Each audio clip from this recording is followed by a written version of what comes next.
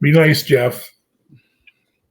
My lighting is terrible. I got to work on that, but I'm not going to worry about it. So, okay, we're recording. Hey, everybody. If I don't know how I'm going to do this, I might edit something in. This is the way the WARdROBE works.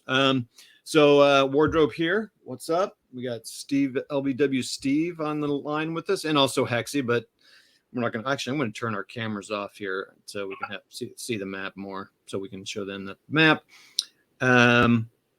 Anyway, so we're here to play a little Day of Days. It's June, so what you do in June. So, and Steve and I've never played I feel like we have played a game together actually, but we haven't played SCS, and I feel like we played something a long time ago.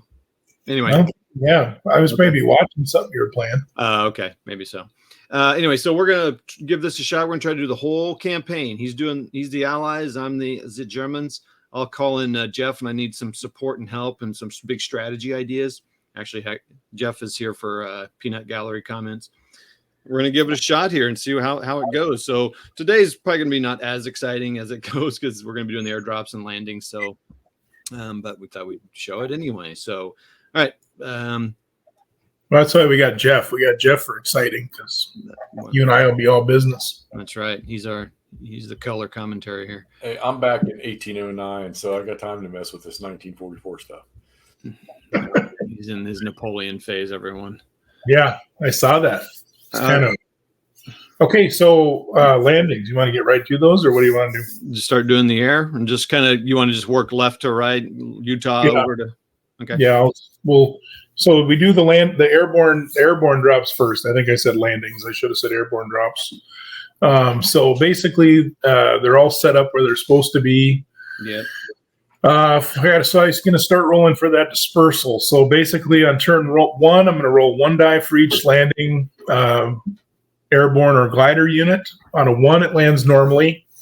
On a 2 through 4, it's going to land, but with a step loss. And on a 5 or 6, it is dispersed. It suffers a step loss, and it goes to turn 4 as a reinforcement. Then I place the dispersed unit, and that's where you have to help if you want to help me with that the terrain they land in. So landing U.S. units and all Commonwealth units on the. So they're on the marker.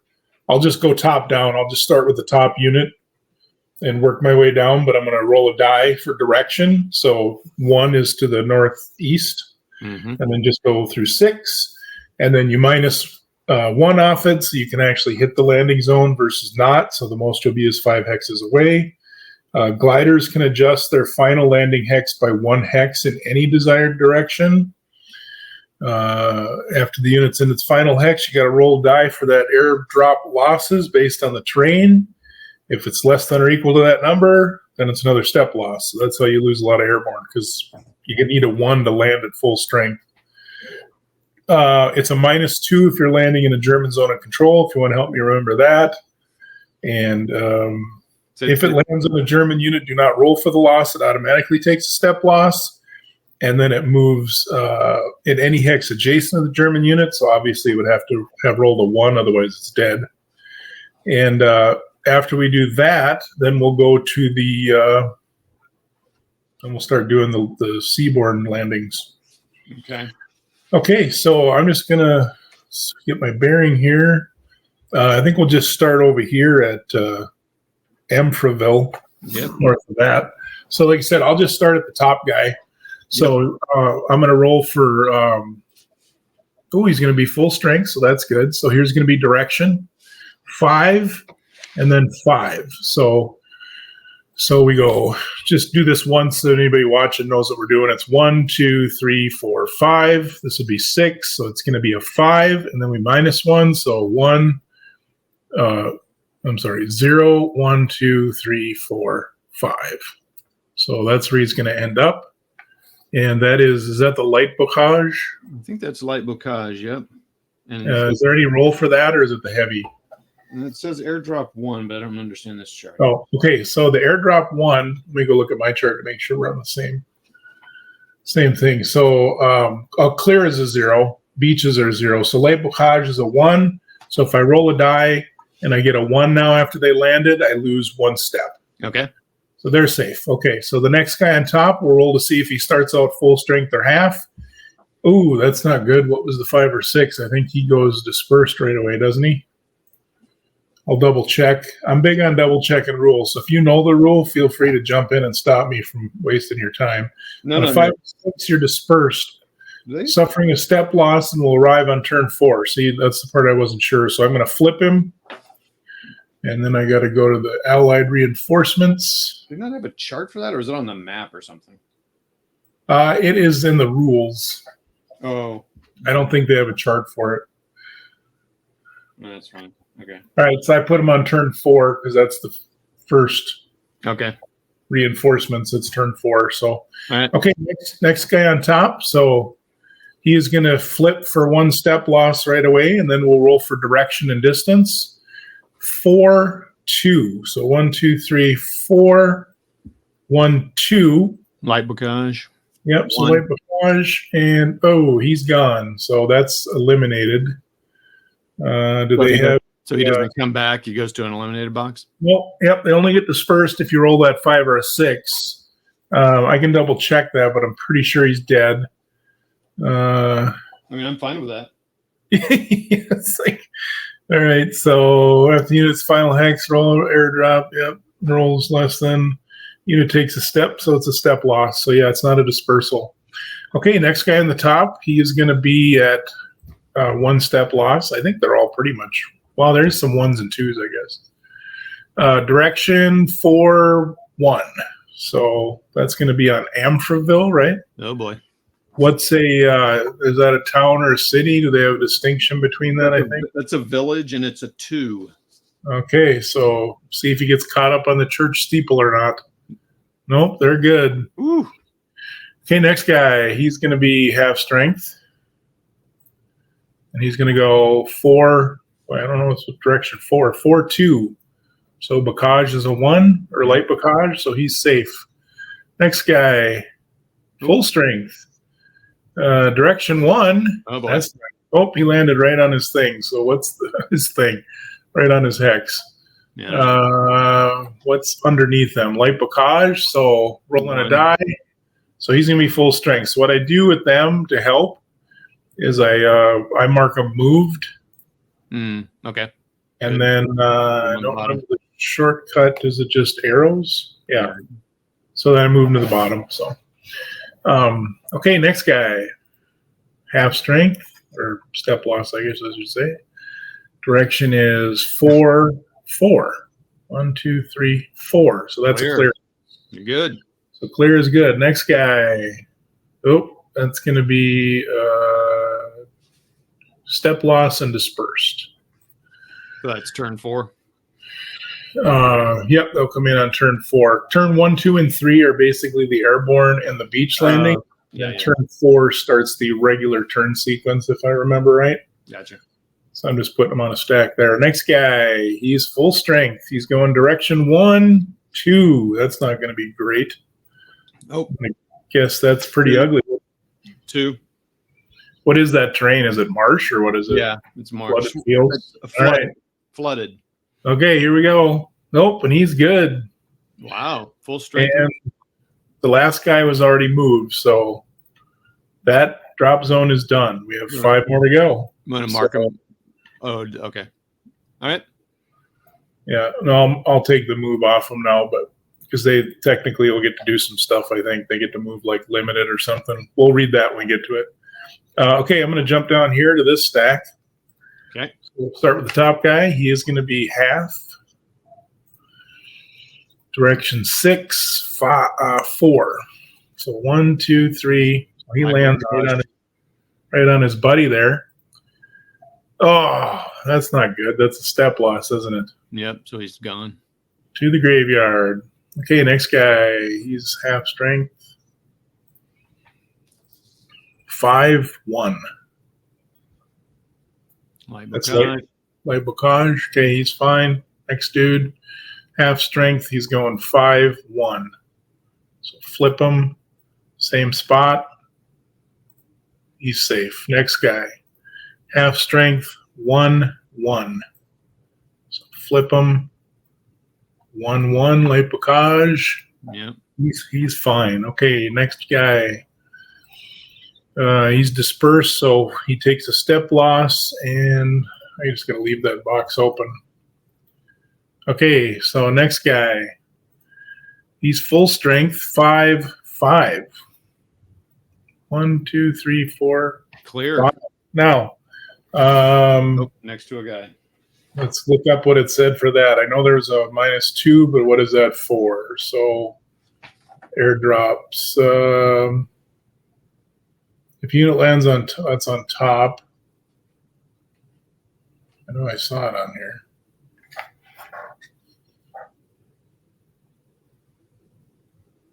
Oh, after the unit's in its final hex, roll a die for airdrop loss based on terrain. If the roll for that unit, apply a -2 RDM. So since there's no loss modifier, does it say 0 or is it like a dash? It says 0, so I'm going to guess you roll it. Oh, all right. Yeah, because, okay, so it's going to be a -2. You're good. So he's safe. All right. I don't think I ever did that playing solo. That's the beauty of playing with another person. Yeah. Figure stuff out. Okay, so next guy on the top, he is half strength or 1 step loss going 4-2. So flip him, and he's going to land right next to you. So now it's a 1 is the number, right? But with a -2. So that's going to kill him. All right. Send to the graveyard. Okay, so the next dude, full strength, 3-5. Ooh, he's going into water. 1, 2. Flooded, so 2. Okay. All right, he's full strength. That's a rarity. Next guy. He's going to be half strength going 4-1. So flip him. And he's going to land there next to that Pioneer guy that's not very nice. And that guy's taking out 2 units. Woo! All right, this is an engineer. They only have 1 step, so. Oh, he made it. 2-4. Well, that's not good. So he lands right in your flak unit. On a town, on a unit. Well, the unit automatically is a step loss, so. Oh, so he's dead. Send to the graveyard. So, okay, so that's the end of that. We got 1 more 82nd Airborne LZ. Okay. So we'll jump up to here. And dang, I was excited about my engineer making it. Okay, next guy. He's going to be half strength going 6-2. Half strength 6-2 into the light bocage.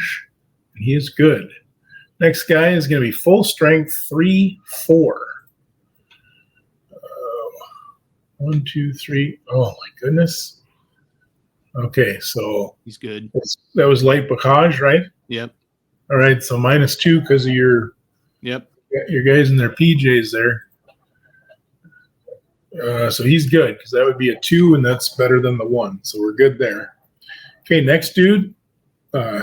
He's dispersed. So he takes a step loss.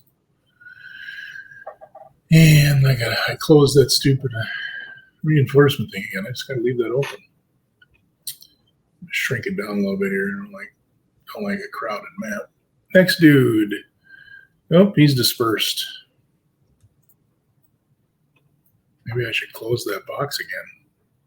Half strength, 6-2. Flip. And he's going to land right on his buddy, and that was light bocage there, right? Mm-hmm.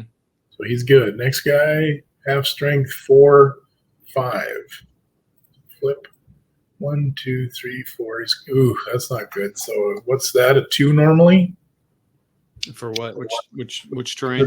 Flooded, or there is also a river by it, but I'm guessing flooded is 2, and a river is other terrain. So it's a 2 minus. You know, 5 or a 6, or he's gone. Nope, he's sent him to the graveyard. Remember, just remember, are any of these gliders yet? Or are these all just paras? I think they're all just paras. I don't know if any. Let me look at I'll look at the graveyard to make sure. Okay, because don't they get an adjustment for don't they, for deviation and all that? Right, they can pick any hex. We'll have to read it because I don't know if they still take the loss and then adjust or what. But where's the graveyard thing? Why am I not finding it? Oh, U.S. dead. The engineers were a great glider. So I'll have to watch engineers, I guess. So engineers would be a glider. So there's no engineers on the rest of this stack. So top guy. He's dispersed. It's a 5 or a 6 for dispersal. So he takes a step loss and goes to turn 4. Next guy.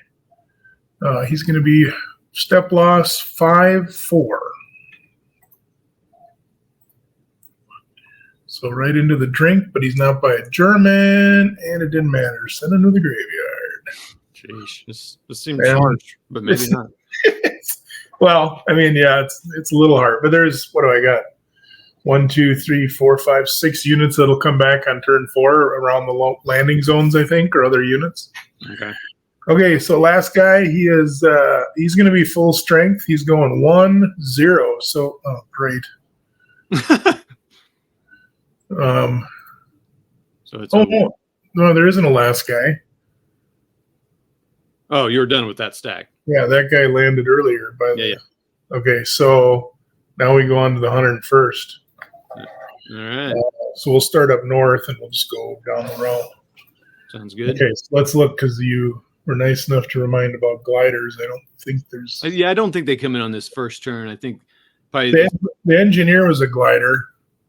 Well, it was. Yeah, I don't know how the artillery piece isn't a glider, but okay. That's interesting. Let me go look at the unit. That is odd that artillery is not a glider. The unit types. Yeah, maybe it is with that symbol, and I'm just not thinking about it. So it just says airborne artillery. It says glider artillery for one that's a glider, so I guess they strapped a couple.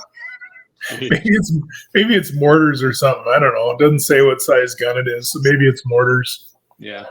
I don't know. I can't see it. Like, here, shove this one out. Just strap a couple of chutes to it. Yeah.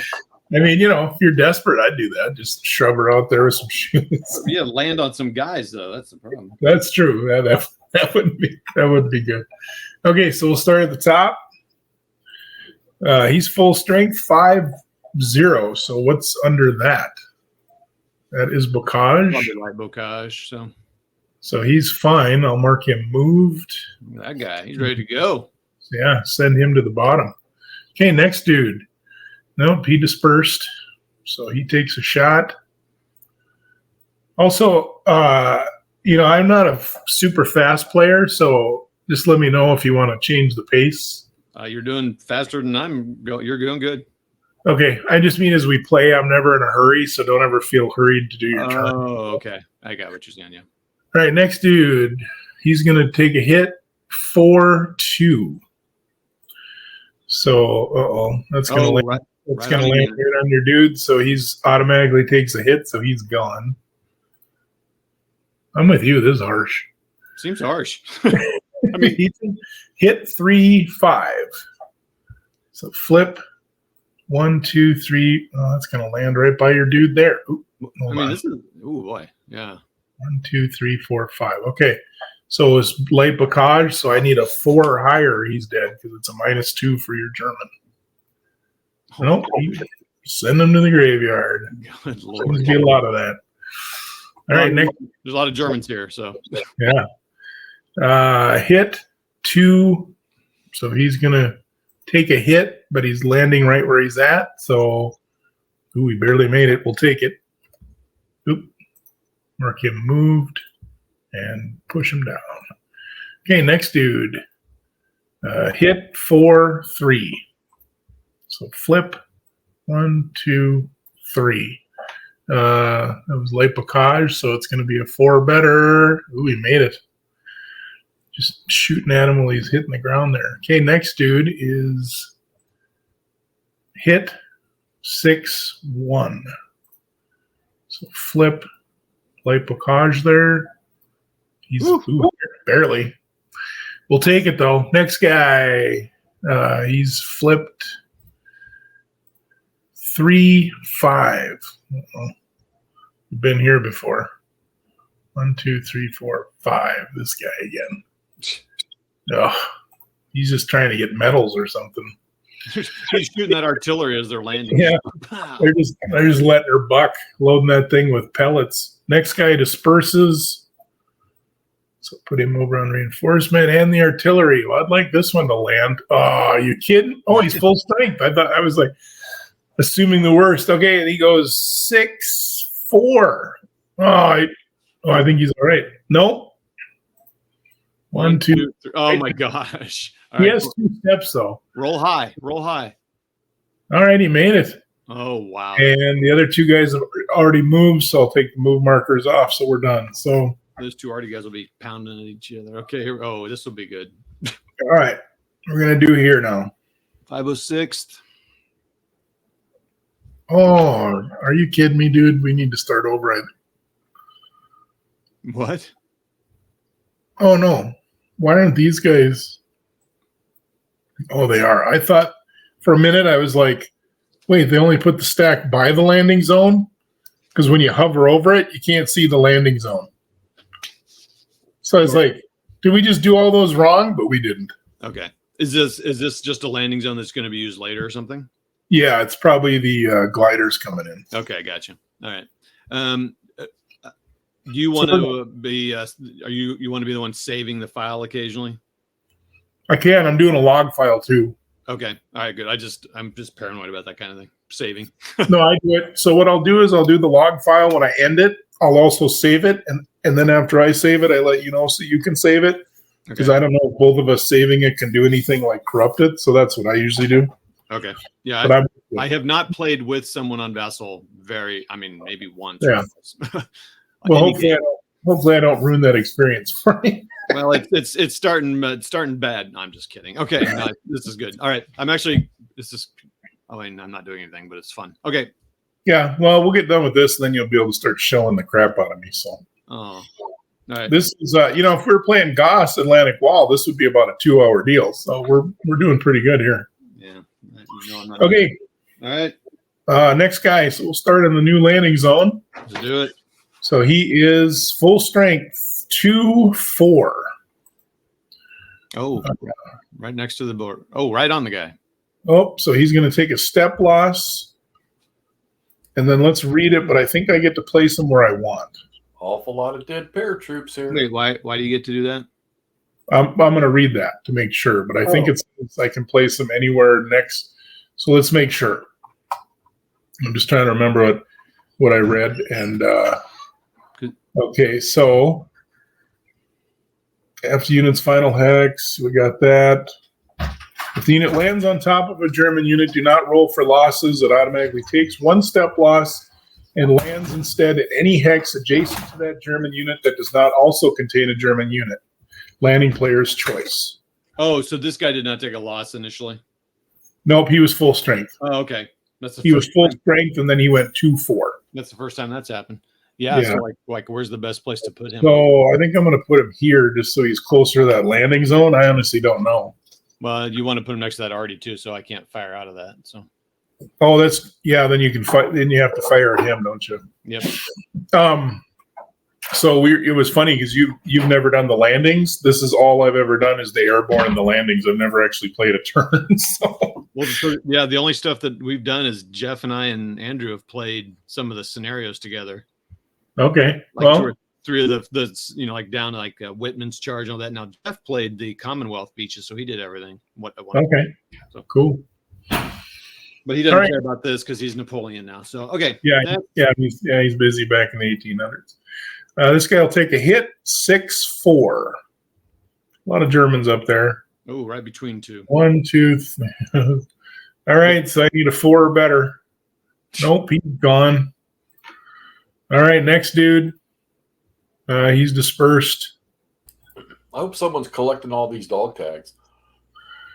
Hey, the dispersed guys are all right. They're just making their way back. They just got to find Dick Winters.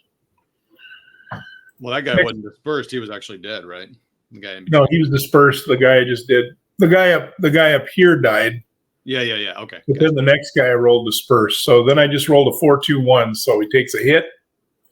Goes direction 20, lands right where he's at, which is light bocage. Yeah. And he's fine, so we'll mark him moved. And where is that at? Why can't I find it? There it is. And I'll move him to the bottom of the stack. Okay, next guy. Hit 1-4. So flip. Jeez. Swamp or flooded next to a German. Flooded is 2, so it's a 4 or less. Or I want a 4 or less. You want a 4 or less. I got a 5, so he lives. Dang. One of the first ones that lived in the swamp by a German. Yep. Okay, next dude. He's dispersed. He goes to turn 4. Next dude. Oh, he's full strength. 4-2. So light bocage. He's all right. Look at that. I got 2 more guys left in this landing zone. He's hit 5-3. So, kidding me? So that's light bocage. So I need a 4 or better. Dang it. Wow. Not looking good. All right. So next guy. He disperses. Those are easy to do. All right. Last landing zone. All right. So we'll start at the top. All right. Where are we going here? That's the last one for this. Yep. We're down here now on this guy. So he's going to take a hit. 3-4. Not very many Germans around here unless you go, so you're going to be better. 1, 2, 3. So light bocage there. Yep. He's fine. Next guy. Hit 2-5. So flip. 1, 2, 3, 4, 5. Light bocage. Oh, come on, dude. Those stink. So that's just, Oh. Okay, next guy. He disperses. Hey, is this going to be the only time DDay ever failed? All right, I want him removed from the room. Dispersed could be. Nah, because I've seen LBW play. He's a tactician of renown, so he'll recover from this. That's the problem. You have to have units to recover. Another dispersal. Another dispersal. This happened as soon as Jeff started talking. Blame it on Jeff. Hey, all the good commanders do. I don't take responsibility for this. Somebody else got to take responsibility. All right, hit 3-1. Just roll high. There you go. Oh, he's good. Okay, next guy. Hit 4-3. Oh, geesh. Right there. Right amongst them. Holy cow. I think when it's multiple, it's -2. It's cumulative, so it's -6 on this roll. Yeah, good thing it wasn't cumulative. Oh, wait a minute. I forgot. He took a hit. I didn't flip him, so he should have been flipped, and then now he's gone. You think the send by the graveyard, I'd have that button memorized. Okay, this guy. Hit 6-1. Oh, so. And then the last guy, an engineer, but he's not a glider. So he's hit, so he's automatically graveyard. All right, so now we can go over and do the Brits. British. Direction 1 on that last guy instead of direction 6. Yeah, you should move him over left 1. What? Your A1 501st. You put him in the 1. It needed to be in the just 1 left. It's fine. Doesn't matter, but I just. Oh no, it does matter. We got to get it right. Oh, yeah. Area 6, direction 1. Okay, yeah. Yeah, but don't. Jeff, thanks for calling him out on the cheating there. Yeah, thanks. I was trying to get close to that Artie, Jeff. Appreciate it.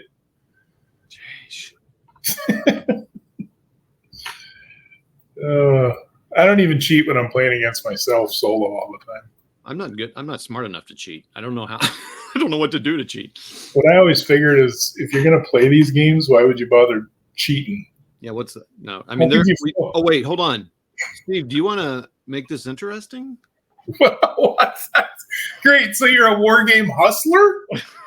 No, I mean, I'm not very good. I mean, yeah, I suck at these, but if you want to put like $1,000 on it just for fun.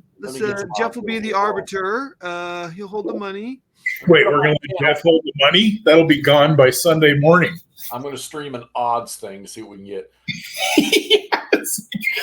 Yeah, well, I'll just not talk then because it probably plummets the odds. Okay, so looks like we got, 3 landing zones because this glider one's automatic, so we don't have to do that one. Oh, no, we got 4. I got 4 landing zones? Yeah, what do we got here? Oh, this is the fun stuff. Now you got...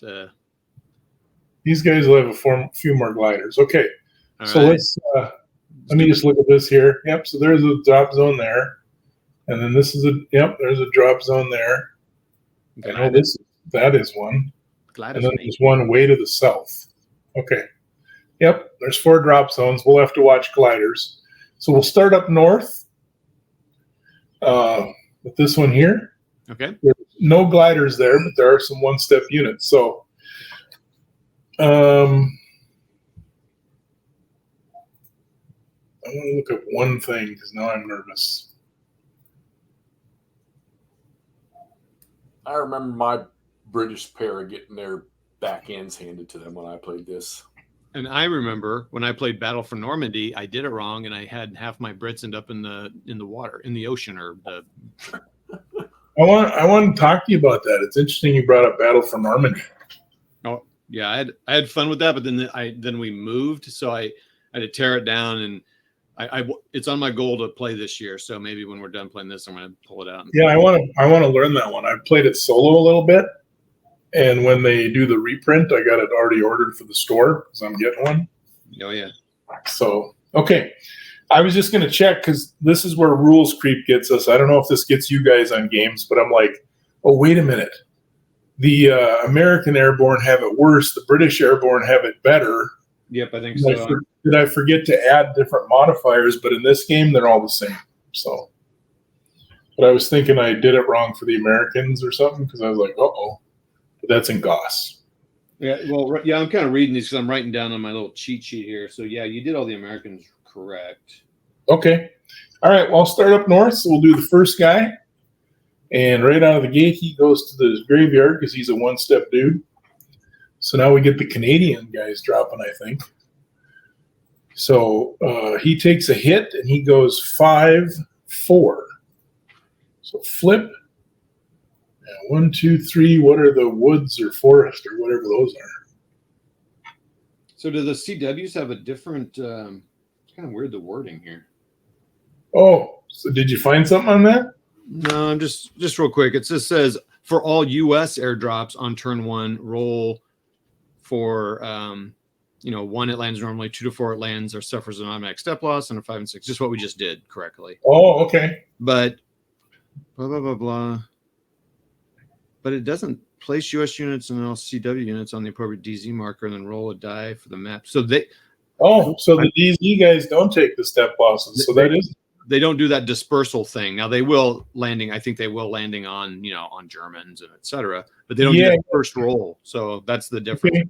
So the difference is, let's move this guy back, and I'll take the rolls I just did for the right guy. So I'll go to the Commonwealth dead because he's not dead, and he would land in Hex 4. Good catch, bud. I've been doing that wrong when I played solo too. All right, so 4, and then what was your scatter? They're both. It was 5-4. I rolled a 4. Oh no, that's right, because that would have been what I rolled. So I would have rolled a 4 scatter, and then 4. So 1, 2, 3, 4. So that's clear. And then you want me to take that 5 on the next guy or roll? Oh, you can do it again. That's fine. Okay, because I don't care. I'm kind of OCD that way. But okay, so next guy. So no dispersals. So 4-0.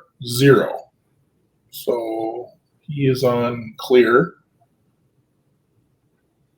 Okay, so I will put him on the bottom of the pile. Okay, next guy. He's going to go 4-3. So what is the, let's see, 1. Clear, right by those other guys. Okay. Next guy is 5-5. Oh, Woods. Nope, he's in the clear. Oh, you don't subtract that 1 on this one? I did, but it was a 6. Oh, it was a 6. Okay. I said the number, that otherwise I'll confuse myself. Yep, that's cool. Next guy will be a 3-5. Okay, it's flooded. That was a 2, right? Yep. Man, look at these guys. Yeah, the Brits, they're like, show them Yanks how to land. Next guy is going to go 1-1. Next guy is going to go 2-1. Okay. Dang, man, this is crazy. Next guy is going to go 1-2. All right. And then that's the guy that landed on his hex, so he's done. All right, now we'll go down to the next guy. These are 2 glider units, so let's check the glider rules so we don't. So let's see, what did it say for gliders? Units landing by glider can adjust the final landing hex by 1 hex in any desired direction before checking for losses. Okay, so I will roll the first dude on the top. So he is going to go. Those are piloted landings, so Yeah. some control. So 5-5 would put him 1, 2, 3, 4. He would go there, but I can pick one direction anywhere from there. So I probably don't want to land by that strong point. So I'm going to move him to there. Does that make sense? Yeah, tell me what you do. I was kind of writing something down here. So that Okay. So he was a 5-5. So 1, 2, 3, 4. Well, he's a 5-6, but we know there's a -1. So 5-5. He would land there. So I can basically pick to land here, here, here, here, here, or here. Okay. You know what? I'm gonna land here. You rolled a 5? I rolled a 6, so I was -1, so 5-5. I rolled a 5-6. Oh, 5-6. 1, 2, Yep. 4. What's the deal on the canal stuff there? Are those crossable or bridges only? I'm gonna say they're not crossable, but I haven't played. You have to consider LZ for what, command or supply or whatever. They have. Oh, that's true. All right, so he'll go here to be. So well, I'm thinking, for in your future endeavors, if you put him in a bad spot. Yeah. So I am curious. So you rolled a 5 direction and a 5 for distance. Yep. So it's this stack right here. It's a little. That stack. I'm sorry. I was looking at your. Looking at the other stack. Okay, got it. Yeah, because I checked earlier because I was like, why are these guys by themselves? And there's a little landing zone there for. Okay. All right. So I'll roll the next anti-tank. 3-1. And then, so he would land there, and I could pick wherever I want him to land. I don't know enough to know. So might as well put it on that trail, right? I was thinking of going right here. How much movement do you get for your glider? 1 or 2 hexes, or what? They can only move 1 from where they're supposed to land. I got you. Okay. I do remember having to make sure I protected my landing zones. Yeah, you don't want me to take those zones, but I don't have any guys around that one. But yeah, you got one guy there, but I got 2 landing zones there. Yeah. Okay, so let's start at the top. There is no gliders in this big stack here, right next to your. Okay. Right next to your dude. So here we go. So direction 4-2. Okay. Well, that's unfortunate. So that's normally a 0. So I need a 3 or better, or he's going to be gone. Woo. Next guy is 4-4. Lands right on the end. No, 1, 2. Lands right. He's safe then. Next guy is a 1-5. Oof. He's good. He went flying way up there. Next guy is a 4-5. Next guy is a 6-2. Next one is a 3-0, so right where he is. So that was that clear? And then you're right there, so I need a 3 or better, or he is gone. or he's not gone because he starts out, but he does going to take a hit, so he'll flip over, go to the bottom. So not very many. So I weighted this wrong when I played it because I had a lot of Brits that had hits, so this will be a whole nother experience for me. Next guy is a 1-4. Woods. What are they? 3. Ooh. Oh. That's good, though. Next guy is a 2-0. So we got the 3 or better, or your guy guns him down a little bit, so they're good. So let's mark him moved and move him to the bottom. And what do I got? I got 2 guys left. 2-4. And the last guy is a 3-3. So, and you said that was a 3 or less? Uh-huh. I rolled a 4, so he's good. And we got the southern landing zone down here, and this will be the last of the airborne. So top guy, 6-3. Oops. Took the whole stack. 2 guys left. 1-5. Oh, did he hit the woods? Yep. All right. 3 or less is bad. Boom. So he's going to take a step loss. And then we got the last guy, 3-5. 1, 2, 3, 4. He's in the woods. And he is good. Okay, so that should be the end of airborne drops. Hold on a second. Do you roll for the guys that are doing the Pegasus Bridge one? Is that a landing zone, or they just land there automatically? They were there, and there is a landing zone there. Oh, yeah, so we would have to roll that, wouldn't we? I would think so, but it is kind of interesting though that you would kind of think that would almost land automatically, but. Well, it doesn't give us an exception. So, Jeff, you got any input on that there? I don't have my rules in front of me. It doesn't say anything about Pegasus Bridge Special. We read through all of the airborne. So okay. I think the glider thing is a little. I mean, those are controlled, so I don't understand. Yeah, you do get to move it with the glider. So let's go ahead and roll it up. Here we go. 5. 5-0. So I could land there, and I have 2 steps. So I'm gonna land there just because historically I can. And is that clear? That's clear. And you had a -2, right? Well, hold on. Does that strong point do anything? I rolled a 6, so it won't matter. But I think a strong point would still affect it. I don't know if they have a zone of control. Let's check it. Strong points? Yeah. I'm pretty sure they do. Okay. We can double check though. That's the beauty of a PDF.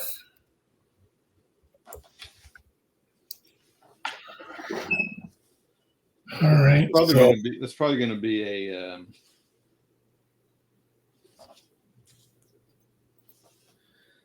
a strong point.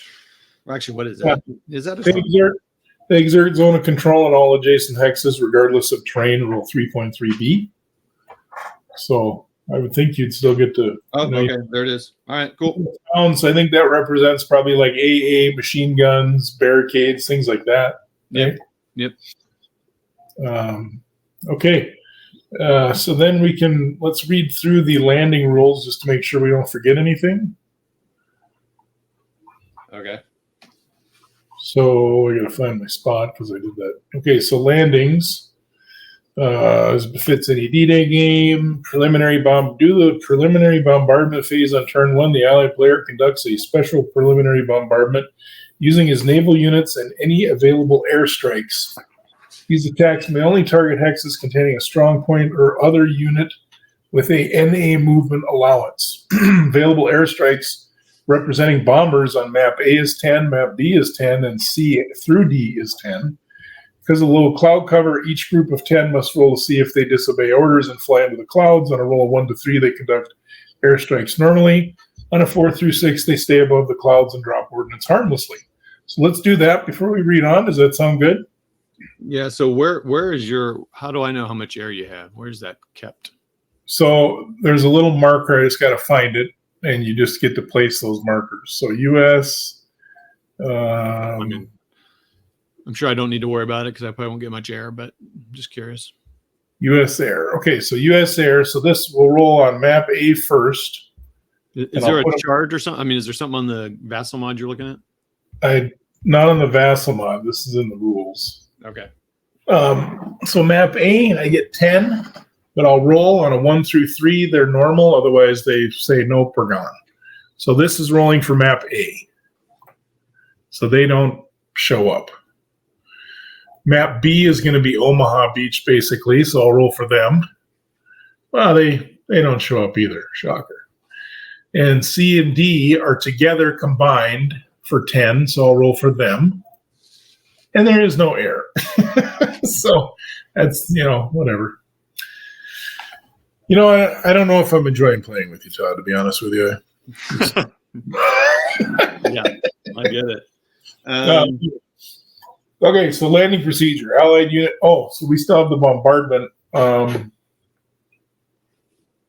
Let me read the landing procedure quick. So Allied units scheduled for landing are found on the order of arrival. They're already on there for us. There's no movement points for placing them.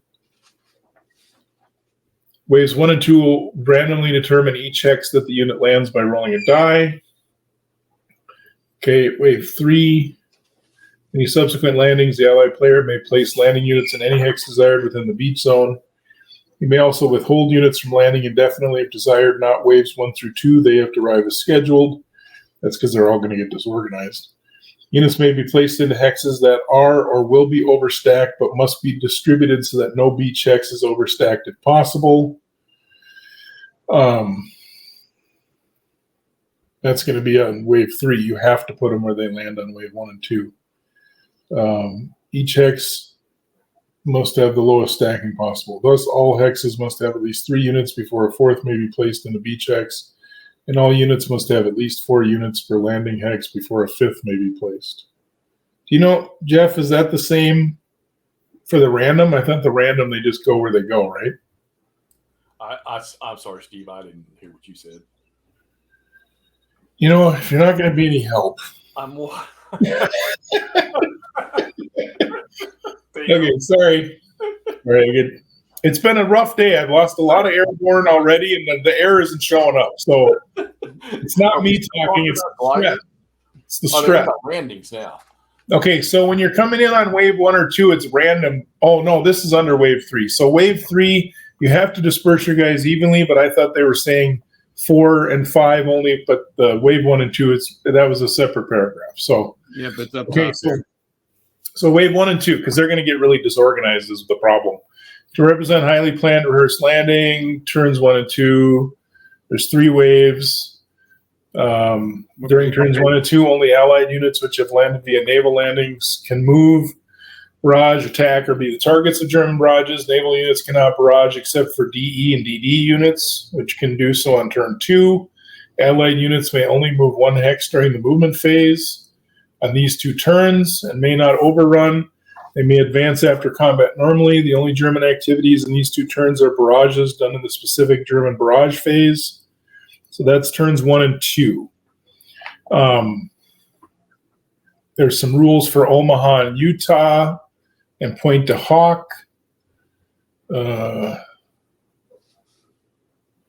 gunfire. They cannot move. They cannot be targeted for barrage.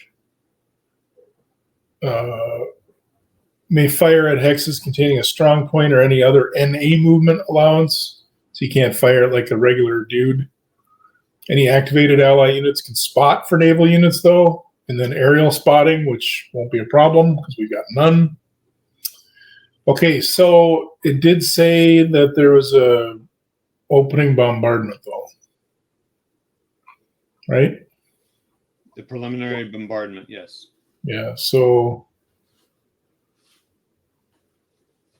during the preliminary bombardment phase of turn 1, the Allied player conducts a special preliminary bombardment using his naval units and any available air. These units may only target hexes containing a strong point or other units with NA movement. Okay. So let's go back to the map. We'll go over to, well, let me read the Utah rules in case there's anything there with the bombardment. I don't think it is. But Omaha, the rough, so that's going to be the tanks for the DD tanks. We'll have to remember them because they could sink. Also, the yellow artillery, they have a bad chance at sinking. For Utah, we have to roll, so we don't have to do any of that yet until we start coming in. We have to roll to see if they go on the historical 2 hexes or if they're going to go on the alternate. So basically, are they coming in on the green and red, or are they going to come in on Victor, which is all white? Okay, so preliminary bombardment. This is the part I don't remember how we get those markers on those dudes. I thought it was pretty basic. Oh, yeah. Wait. You go to the targets, you right-click on them, and you return them. Right. Okay, that's how you do it. Okay, so you're okay. All your Navy stuff now has it. Okay, and then do you want me to do your German one so they have the markers? Sure, might as well. Okay, so it's all coming back to me now. No.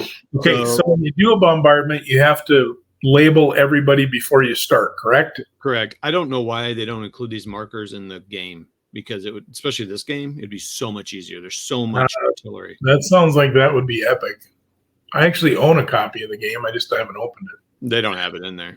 So all right, that's a bummer. Okay, so max of 3, and then wait, is that right? I thought it was. Is it 3? Okay.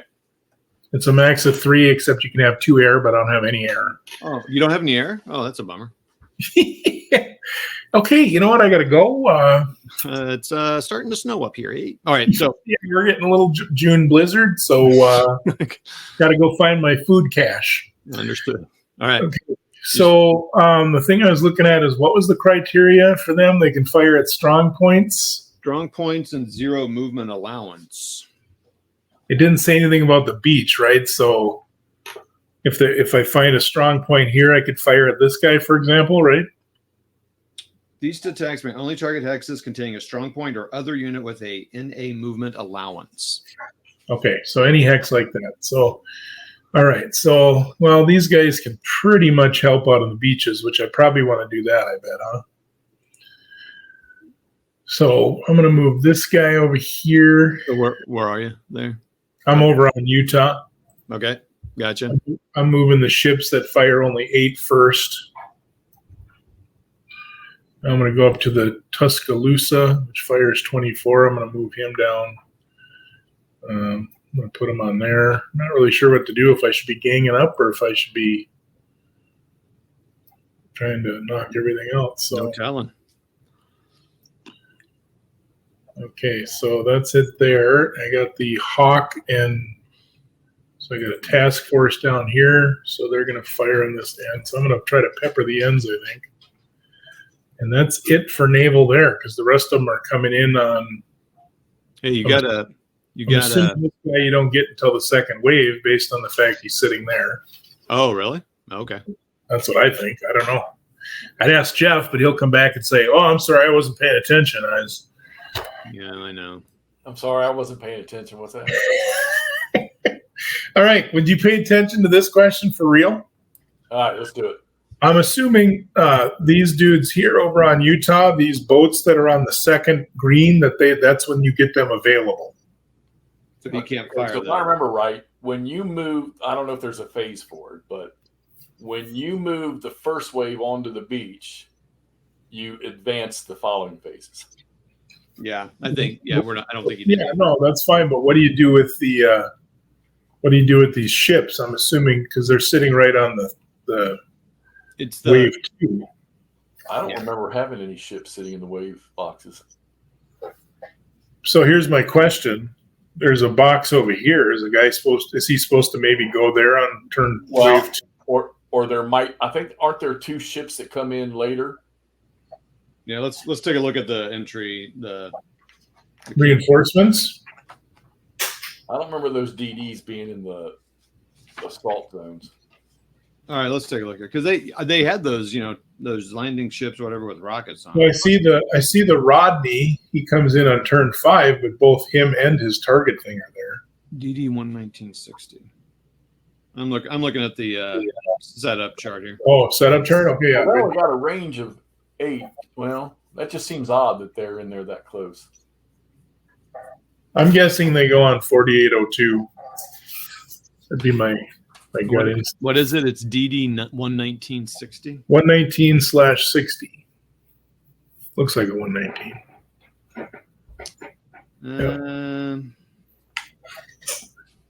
Okay, so I don't see it there. Let's go. So I don't see it on the setup. So let's go now to reinforcements. Okay. Yeah, look on wave 2.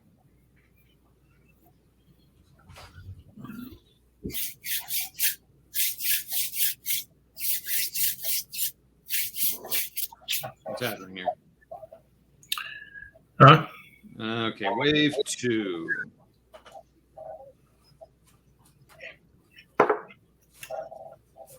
Okay. Boy, maybe I don't see it on wave 2. Well, it's not on setup and it's not on wave 2. Oh yeah, this might require another set of eyes here. Well, there's a lot of information here on the setup and reinforcement. Okay.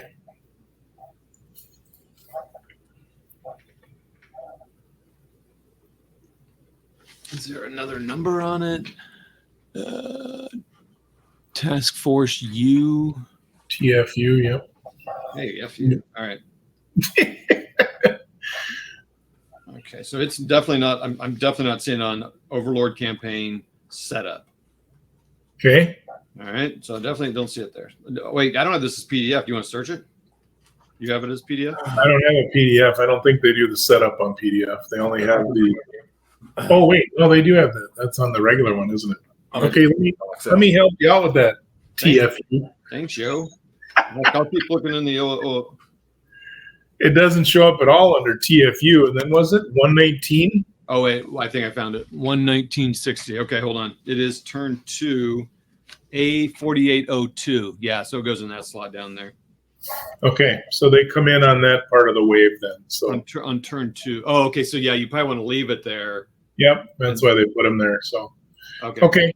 So I'm going to go over to Omaha then, because I got stuff. Okay, and so you can go ahead and fire these if you want. I think you got to declare them all, so I'll declare them all. All right. Oh, your OCD is coming into play. Okay, got it. It is. You're just going to have, going to be a little Rain Man. So what was the solution? It comes in on wave 2. But Jeff, it's going to be out at sea in this blue X. That's okay. Yeah. Okay. And then I jumped in to help Todd there, and that's when we figured it out. When I decided that I had the PDF I could search. All right. All right. I'm just thinking about my shots here. So there's the Texas, Chris's favorite. So make sure you do something good with it. I'm going to try. I don't need the pressure though. I'm already playing in front of people, and that's already had Pepto-Bismol this morning.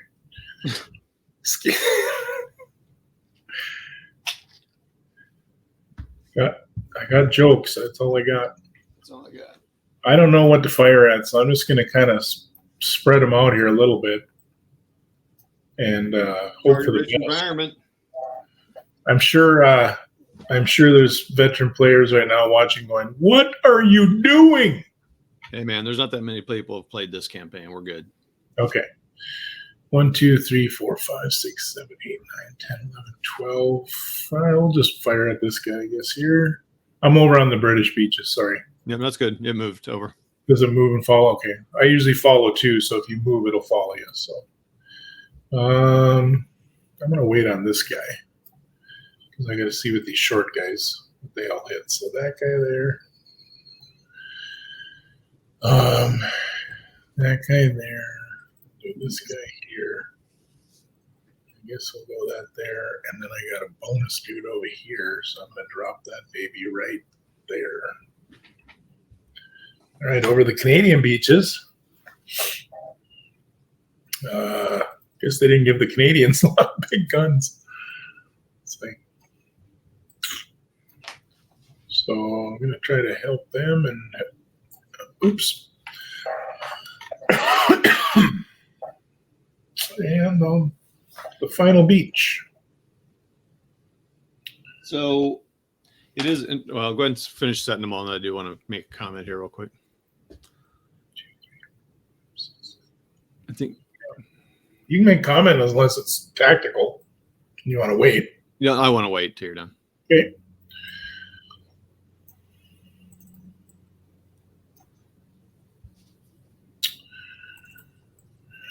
Oh, wait, did you save? You were going to save after the landings. Or do you want to do it after all the landings, not just the pairs?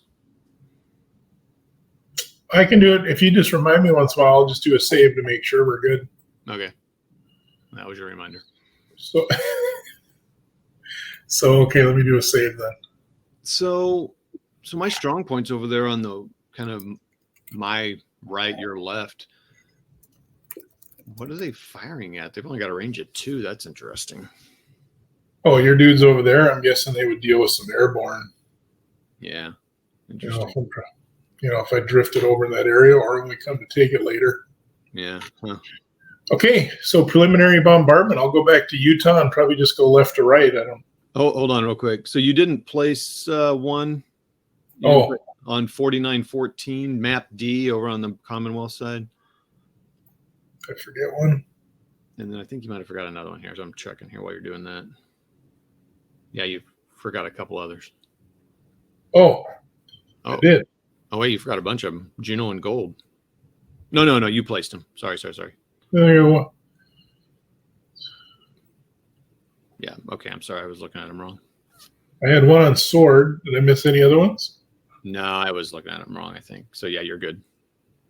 Yeah, I got to have a target on them, but I did miss the one on Sword, so thanks for that. All right. So my comment real quick before you start bombarding is that it did say, now this is interesting. So, like, you can, so if you're on Utah? Yeah, I'm on Utah. So right off the beach at Saint Martin de Verville, you know that town? Yeah. There's that PJ, the pajama wearing guys. It has an NA, so I think you could actually fire on those guys if you wanted. It's interesting that it says strong points or NAs, so that's a possibility too if you wanted to. But I think as long as it had range, or does it have to be on a? So that's the preliminary bombardment. So I suppose you could argue they had intel that there was something there, but after that, I think that they can only fire if it's being spotted or it has to be on a beach. Yep. Let's say so. Blah, blah, blah. I don't know why you'd want to fire back there though, because I got to get off these beaches. No, I don't think so. But it's just kind of an interesting thing I noticed. It's just another thing to do maybe later. I think you're right. I think in this first one, they've already got those things targeted in. So now it's weird. There's a small one-step unit that they would have pre-registered, but I don't know. That's what they say. Okay. All right. You're up. Start rolling those barrages. Okay. So I'm looking for, I don't see anything in the Vassal module.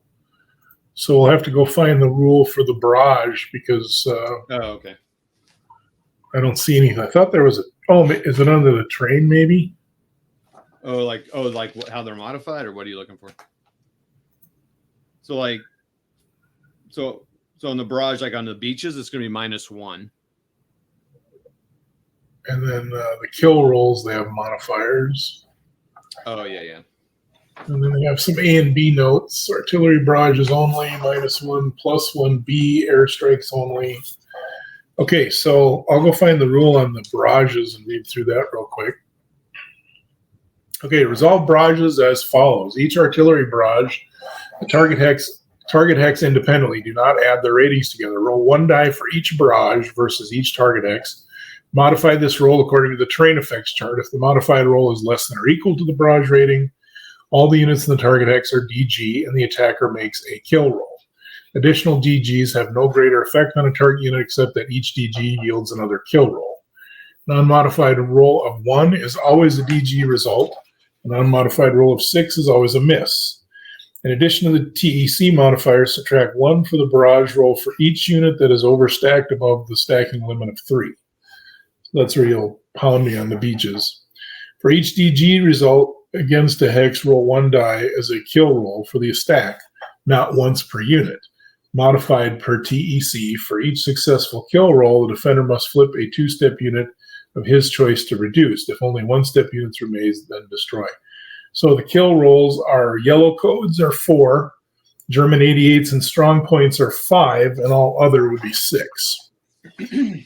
Stacking modifiers apply a -1 modifier to the kill roll if there is a single unit in the hex, and this unit does not have an NA movement allowance.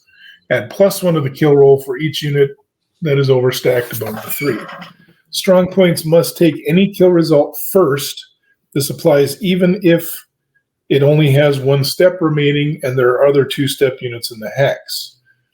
Note the strong points cannot actually be marked DG, but a roll that results in a DG does allow the normal kill roll against the hex. So if it's just a strong point, you can't DG it. So there's also a chart on the last page of the book for this one. I don't have my book. There's a tab that says Barrage DRM. So where's that? It's for the terrain chart. They have a terrain key, terrain effects, and a barrage. I thought there was one. Oh, well, that's cool. Good. So it's probably the same chart you're looking at on your book. So yep. Mine isn't open, so I didn't grab charts. Okay, so I'm just going to start on the north end of Utah and just zip around the beach.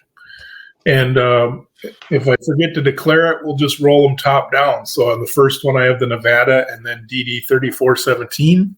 Okay.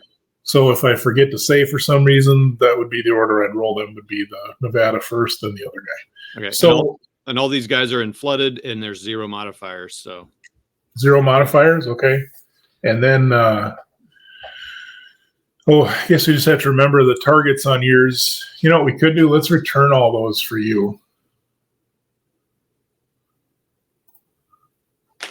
Because that'll be less clutter, I think. Okay. So it won't look like 2 units. So for stacking. Oh, yeah. Okay. So, all right. So strong point. So my understanding then, just to clarify, the Nevada hits you on a 4 and the DD will hit you on a 3. Yeah. And then they're both yellow. So the kill rolls would be a 4 up if I get a DG result, but you actually don't get DG'd because you're a strong point. Yep. Okay. I see lots of destruction here. Okay, so 4-3 is what I need. So hit. So then I make 2 kill rolls, I guess. Yep. 4, 5, or 6. Got it. 1 hit, 2 hit. I assume these are. Oh, they're 2. No, they're 1-steppers. Oh no, they're 2-steppers actually. You had a 2-step. I'll get rid of my guys. You get rid of your guys. So send to graveyard, I assume. Yes. All right. Okay, so the next guy is a 3, and is it the same no modifiers? Correct. So that'll score a hit, and he's yellow. So that'll score 1 hit. I think this is one of those things that kind of drives me crazy about games. It's like, why don't you? So he's just reduced 1. So flip. Like, why don't they? I wish everything was low or high. Anyway. Oh, sure. Yeah, I get it. Quincy. Okay, next guy, 3. Oh. He missed. Wah, wah. Well, I can't really complain. It's better than I ever did against myself. So, okay, and then it's going to depend on where these guys come in at even. The next 2 guys are both 3s. They're both the same kind. So, 2 hits. So 2 DG rolls, and the strong point has to take the hits first. So does it have to take both hits first, or? So I'll read that again. We'll see the word. Strong points must take any kill results first. Yep. Okay. I mean, I think he has to take. I think he has to take both because they'd be like, I don't even see that little infantry dude. But I haven't rolled it. That was just a hit. I haven't rolled the kill roll yet. Okay. Go ahead. So only 1 hit. Okay. Shoot. You want to just do? I'll do backup. Oh, okay. Okay. So because the rolls don't matter, so you can mark them 1. Okay. I will tell you, playing this solo is fun, but not having to do both sides and add everything up, that's not bad either. Yeah. Yeah. No. Okay. So we're done with the barrage on Utah. So I'll go over to Omaha. Hold, stop. That's the. Oh, you've already. Gosh, man, I'm sorry. You already placed that unit. Never mind. Go to Omaha. We're good. Okay. Yeah.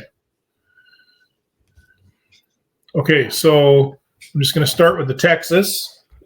So he needs a 4 or less. Hold on. Let's see what kind of land we got here. So it's clear. So it's probably nothing. I'm sure. It's a beach. That's a different terrain. Oh, that's beach. Beach is a -1 on barrage. So that's beach is a little easier. Dog Green's not a. I mean, that strong point's not on a beach. It's just on land. That's a cliff hex side there. Oh, that's a cliff hex side. Okay. And is cliff a thing or no? Nah, I doubt it. Nope, so it's just clear. Okay. Well, I rolled a 1 anyway, so he got hit. So I'll make the barrage roll a 4 or more, and that'll be 1 hit. Man. So the Texas did well. Good job, Chris. So now I'll do the Bell plus Gla. They're in a town village. So that's going to be a +1 to the first roll and a -1 to the second roll. So it's harder to hit, harder to kill. Okay, so it's a +1 to hit. So I need a 1 or a 2 to score a hit. Nope. Next, I'll do DD35 on easy red. I think the rest of your guys are all on clear and bocage. Light bocage. This first one's clear, so go ahead. Okay. Yeah, and light bocage doesn't do anything for barrage, so you're good. All right, so they're all going to be the same. Okay, yeah. So DD35 is a 3. That's a miss. The Arkansas is a 4. That's a hit.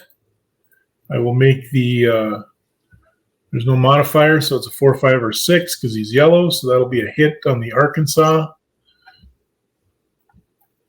I'll do the Augusta. What the fuck? Well, that's what it says. I'm just reading it historically. Apparently, there are a lot of angry sailors there. What do you mean? That's WTF, man. Okay, it did say WTF. I'm sorry, I didn't say it does. Yeah, that's why. I just wasn't randomly cursing. Wow. Trying to keep. I don't know how you are, man. All right, so did you do any damage? I missed. They missed. So now that's why they're like WTF. Oh yeah, gotcha. All right, so we'll do the 3618. He missed, and the GLMO, they missed. Oh boy, Omaha's playing just like Omaha plays, aren't they? All right, over to the British beaches. I don't know the names of their ships very much, so we'll do the Ajax, I think it is. Yep. What do we got there? That's a village. So yeah. That's a +1 minus +1. All right, so a 3. So that's a big miss. What are those things? Those are swamp? Yeah, swamp. So probably nothing. Swamp, nothing. All right, I got 2 on there. They're both the same kind, so 3, 3. Miss, hit. And then the kill roll, nothing. And they don't suffer a DG. You know what? I placed this guy wrong. It has to be an NA, doesn't it? Correct. Yeah, go ahead and put him on something. You want to put him double up on that? I probably would have put him over here because of 2 guys, but it's your call. I can go ahead. Yeah, go ahead. Okay. So King Green, we got 2 and a 3. And is it clear? It's probably clear. But okay. Let's check. 2 and 3. Miss. Okay. Well, so they both miss. Next one's clear. Need a 3. That's a miss. So now we go over to Juno Beach. So the 27th Flotilla. Is that a bigger city there? Is that a city? Ooh, I think that's a city. Yeah, so we got oh man, yeah, all the rest of your targets. Well, no. Oh, so my 2, I boned that up, so I'll get rid of that because he can't even. Oh no, 1 is always a hit, isn't it? Yeah, +2, -2 on these. All right, so they each need a 1, so I'll go left to right, need 1s. Miss, hit. So he missed, but the first flotilla hit, because the 1's always a hit.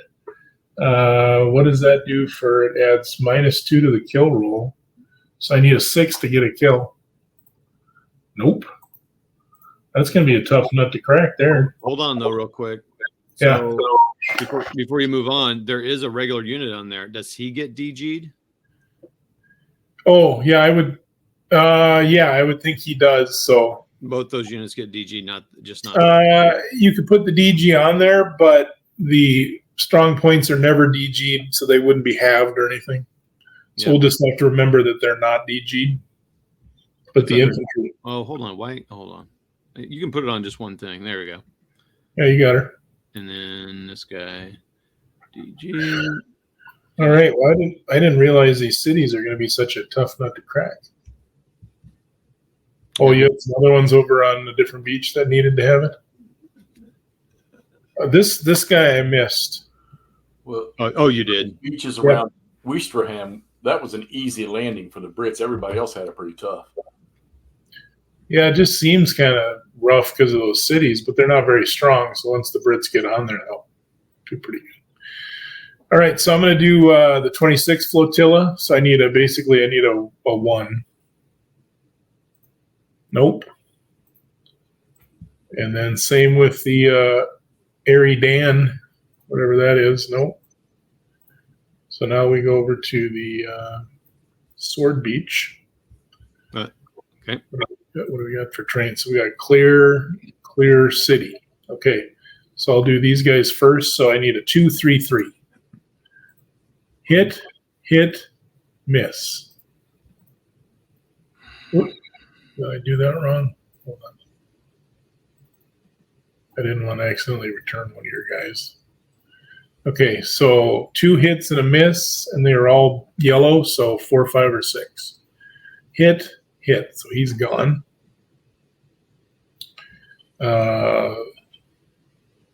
Woo. I don't think the name of that ship is the Ramillies, is it? The 26th? Yeah. Is that what Jeff was on? The Ramillies? Probably. 4, 3. I'm new to this whole streaming thing, right? I'm used to being able to edit anything else. So. Yeah, not here. I'm not editing. So. Okay, so the Ramillies missed, and then the 26th flotilla will hit, and they did nothing, so no DG because he doesn't suffer that. And the Warspite, that's a +2, you said, so I need a 1 or a 2 because he's a 4. So he does get the hit, and then that adds 2 to the kill, so it's only a kill on a 6. So it is not a kill, but there is a dude in there, right? So he's DG. Yep. And I think that's it, right? I think so. I think it's time to, before we do all the landing stuff, we need to save, and I'm going to go to the restroom. Okay. Me too. I'll do the same thing. Jeff, need to go. You just pee in the bucket, Jeff? Yeah. Yeah, I need to have a change, though. It's been building up for 3 days. All right. Well, you throw that out the apartment window and don't hit anybody.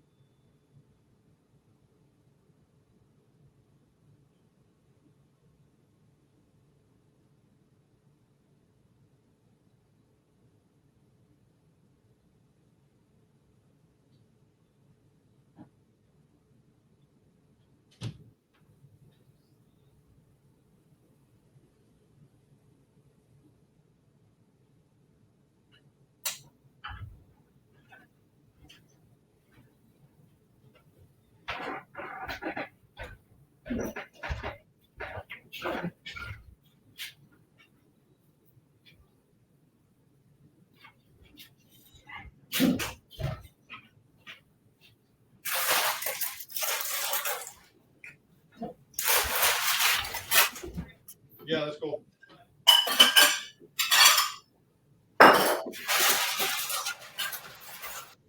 Did you guys finish? Oh. That's a break.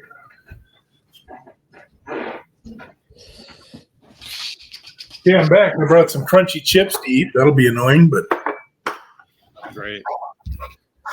okay. So now the landings. All right, so let's before we do that, let's take a look at your the dead piles here. Okay. I'll look at German dead. German dead. So basically two strong points. And then some of the strong points did lose some steps there. So US dead. Can I look at that? Oh, I can. Okay. Oh, goodness. That's looking a little rougher. Yeah. So US dead. Quite a few steps there. No Commonwealth. Yeah, Commonwealth did great. Now there were some steps lost as well in the areas, but just not whole units. But yeah, it's interesting. I wonder if that's bad or good. I don't know. It seemed bad, but I don't know. Maybe it's not. Maybe it's normal. The airborne, it seemed a little rough for the Americans, but who knows? I haven't played enough to know any better. Right. Yep. All right. So landings. We'll swerve over here to Utah. Make everybody. Oh, actually, I can kind of. Let me zoom out here real quick. Give everyone kind of an overall view of this whole map here. The majesty of it. Oh my gosh! Look at that thing. It's insane. So all the red hexes, we believe, we haven't even really looked at this, but are kind of victory hexes. Yeah. So, I mean, you can see like Khan down there and all that stuff. But man, I love these D-Day games. When you look at it like this, you're like, holy cow, dude. Yeah, good luck. I know it's not East Front or anything, but it's just this kind of puts it in scale here. So, all right, so let's zoom in over here to Utah. And this is interesting how much. Whoa, that's really close in there. Whoa, hold on, everybody. Take your Dramamine. All right, I need to zoom out a bit so I can see what's happening. That's good. Okay, boy, there's I need a middle ground in between those two zooms. Okay, so landings. You can type in a custom zoom. Oh, you can? You should be able to do most modules you can. Right? We play squad leader. You can zoom into like 5,000% to see if you're hitting anything. Oh, look at that. I learned that from an ASL guy. Oh, okay, so let me see if other. Oh, look at that. And zoom ratio. What's that about? Hold on, let me go. I don't want to mess with it. Oh, did you save? Yeah, I've saved a couple times. I don't know what the zoom ratio does. What does that do? I'm afraid to type it. Well, that's cool though. I mean, save that for the very end. That'll be how we wrap it up. I'll save it, then you can do your ratio, and if it blows up, we're good. Yeah. All right. So landings. Okay, let me read. I'll read Utah to you if you want. Yeah, I'll look at it too. I need to. It kind of helps me figure it out too. Okay. So the original landing at Utah Beach drifted significantly. At the beginning of the landing phase on turn 1, roll 1 die. On a roll of 1 through 3, use the actual planned beaches for Utah, Tear Green and Uncle Red. On a roll of 4 through 6, use the historical beaches that resulted from drift, Victor. The rolled 4 beach hexes will be used for the following landings at Utah. Only the beaches actually used can count as supply. Note if that as Victor is used, the player has his choice of hexes there to land in. There is no roll to determine landing hexes as in other beaches on wave 1 and 2. So 1 through 3, I'm coming in randomly. Oh, I see. And that's what the little dice are on the thing, right? Yep, that's where you got to come in at. So like on wave 1 and 2, I got to come where the dice say, which is good for you because you'll see on Omaha, I'll get a bunch of stacks that have like 5-6 guys on them, and you just annihilate them because it's just like, shooting fish in a barrel, literally. So. Okay, so I'll make the Utah roll, and it is going to be on the Victor beaches. Because you rolled a 6. Yep. So I'm going to grab these so we don't forget. I'll move the ships back when I'm done. And then you get to choose which Victor beaches it is? Yes. Oh, and every wave comes in on Victor? Yes. So that's good for me. I've never been able to come in on Victor. I'm going to send all my artillery back. Wow. Okay. Then, yeah, that does seem... That makes Utah a nice, easy walk, which it was. Okay, so we'll start wave 1. So I just got wave 1 here. So Okay, so you're just going to basically just put guys where you want them? On this one, I do, yeah. Wow. Okay. The DDs, was that just for? Oh, that's a good question. And also, but it's supply though. Your supply comes from Uncle Red and Tear Green. No, the supply will come from Victor. Oh wow. Okay. Yeah, I'll read that again. So No, I got it. only the beaches actually used can count as supply source. Turns 1 and 2.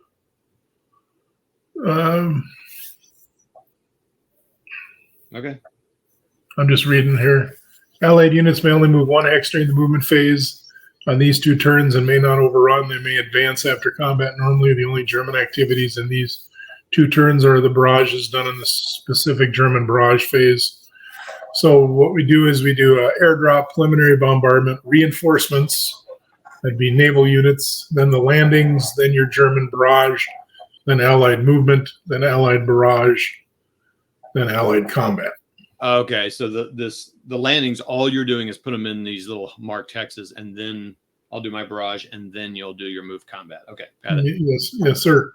So, but those DDs, I was looking for the DDs. I think it's just on Omaha they roll. Okay.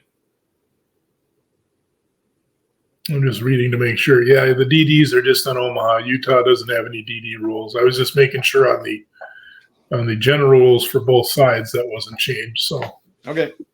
So I think what I'll do is I'm going to just kind of ignore those guys as much as I can. So I'm going to move, and I look because I also have this artillery, and on Utah the artillery has issues too. So I'm going to put 3 dudes there and 2 dudes there. And then I'm assuming, just so you know, that this column has to do like these guys up here so they can go on the 2 green ones, and that this column has to go on here. It's not just any of these anywhere. So that's how I'm playing it. Does that make sense? Yeah. Thanks for that vote of confidence. Sure. Yeah, no, I guess I didn't follow what you said. So what you said, sure. Okay, so that top column has to use the top 2, and the bottom one gives you the bottom 2. Yeah, I was just mimicking these shapes here. I think that's reasonable, right? Sure. Yeah. Now I'll say sure. Thanks for playing. Yeah. Thanks. This is great. Yeah. Thanks. Okay, so they're all done. So that's just the landing. Now I'll go do my other landings. Now these will be random. Well, okay. It does say. Well, hold on. It does say that on waves 1 and 2, the units must be distributed as evenly as possible so that each hex has the lowest stacking possible. So 1, you can put them wherever you want. 2, they just got to be kind of evenly stacked. Where does it say that? I made it up. No, it's the second column at the top of the second column on page 7 after the Utah beach explanation, right before Point de Hulk. What if Victor's used the player has his choice of hexes to land in? There's no roll. I don't see where it says they got to be even. What am I missing? There is no roll to determine the landing hex as on the other beaches during waves 1 and 2, but the units must be distributed as evenly as possible so that each hex has the lowest stacking possible. Isn't that under the wave 3 one though? No.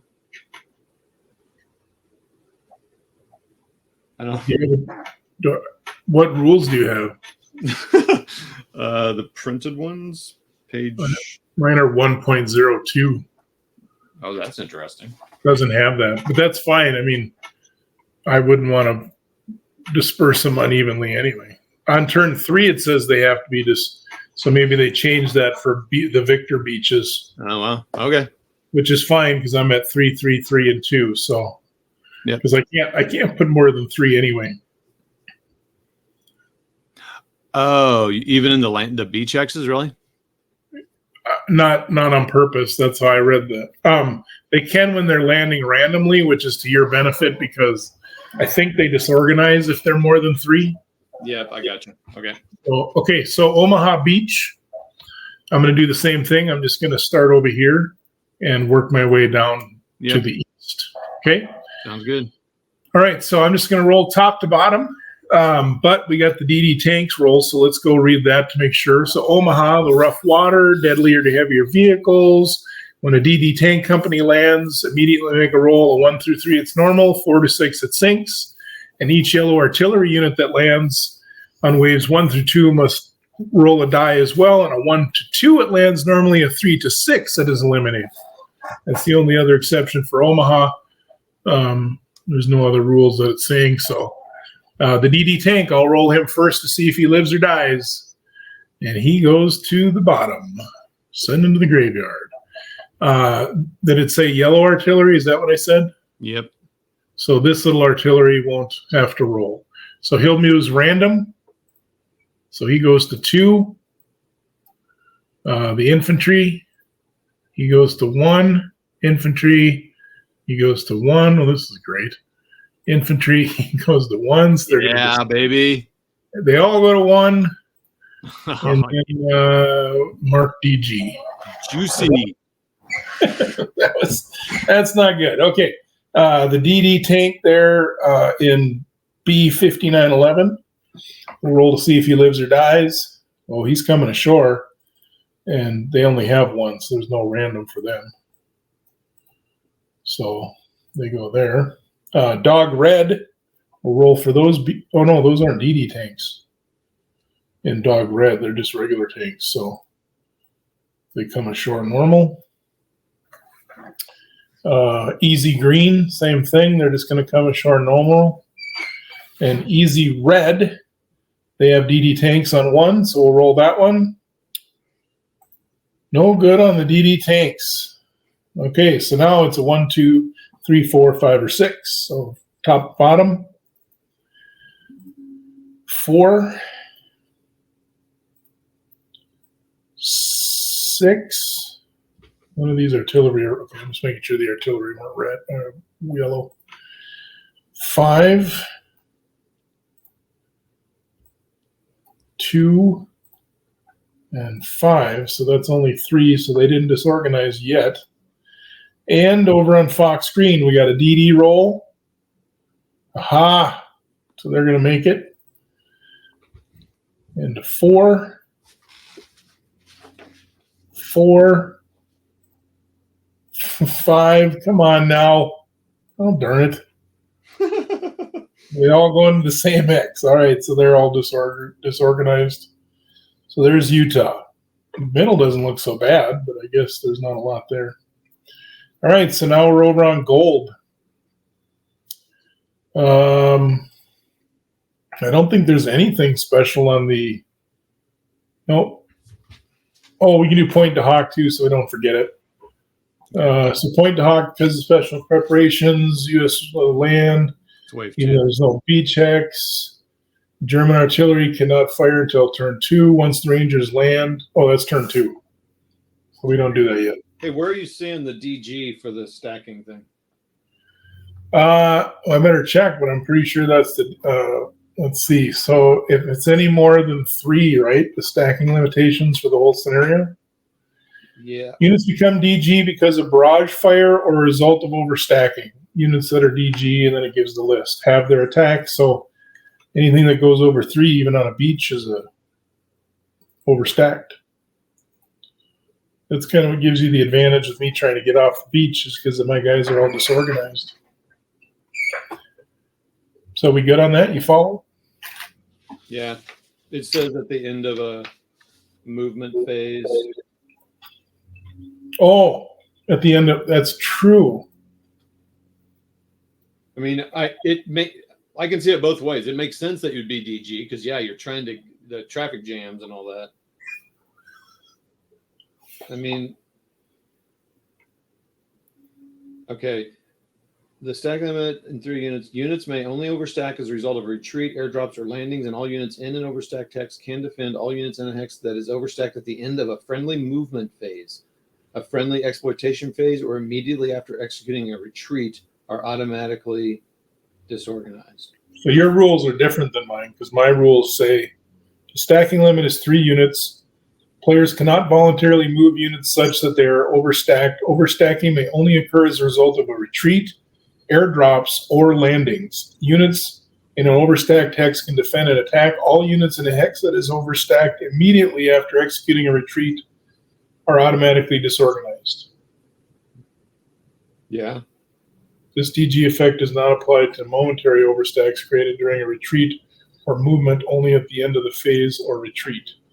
All right, so they're not DG. It doesn't seem like it. Okay.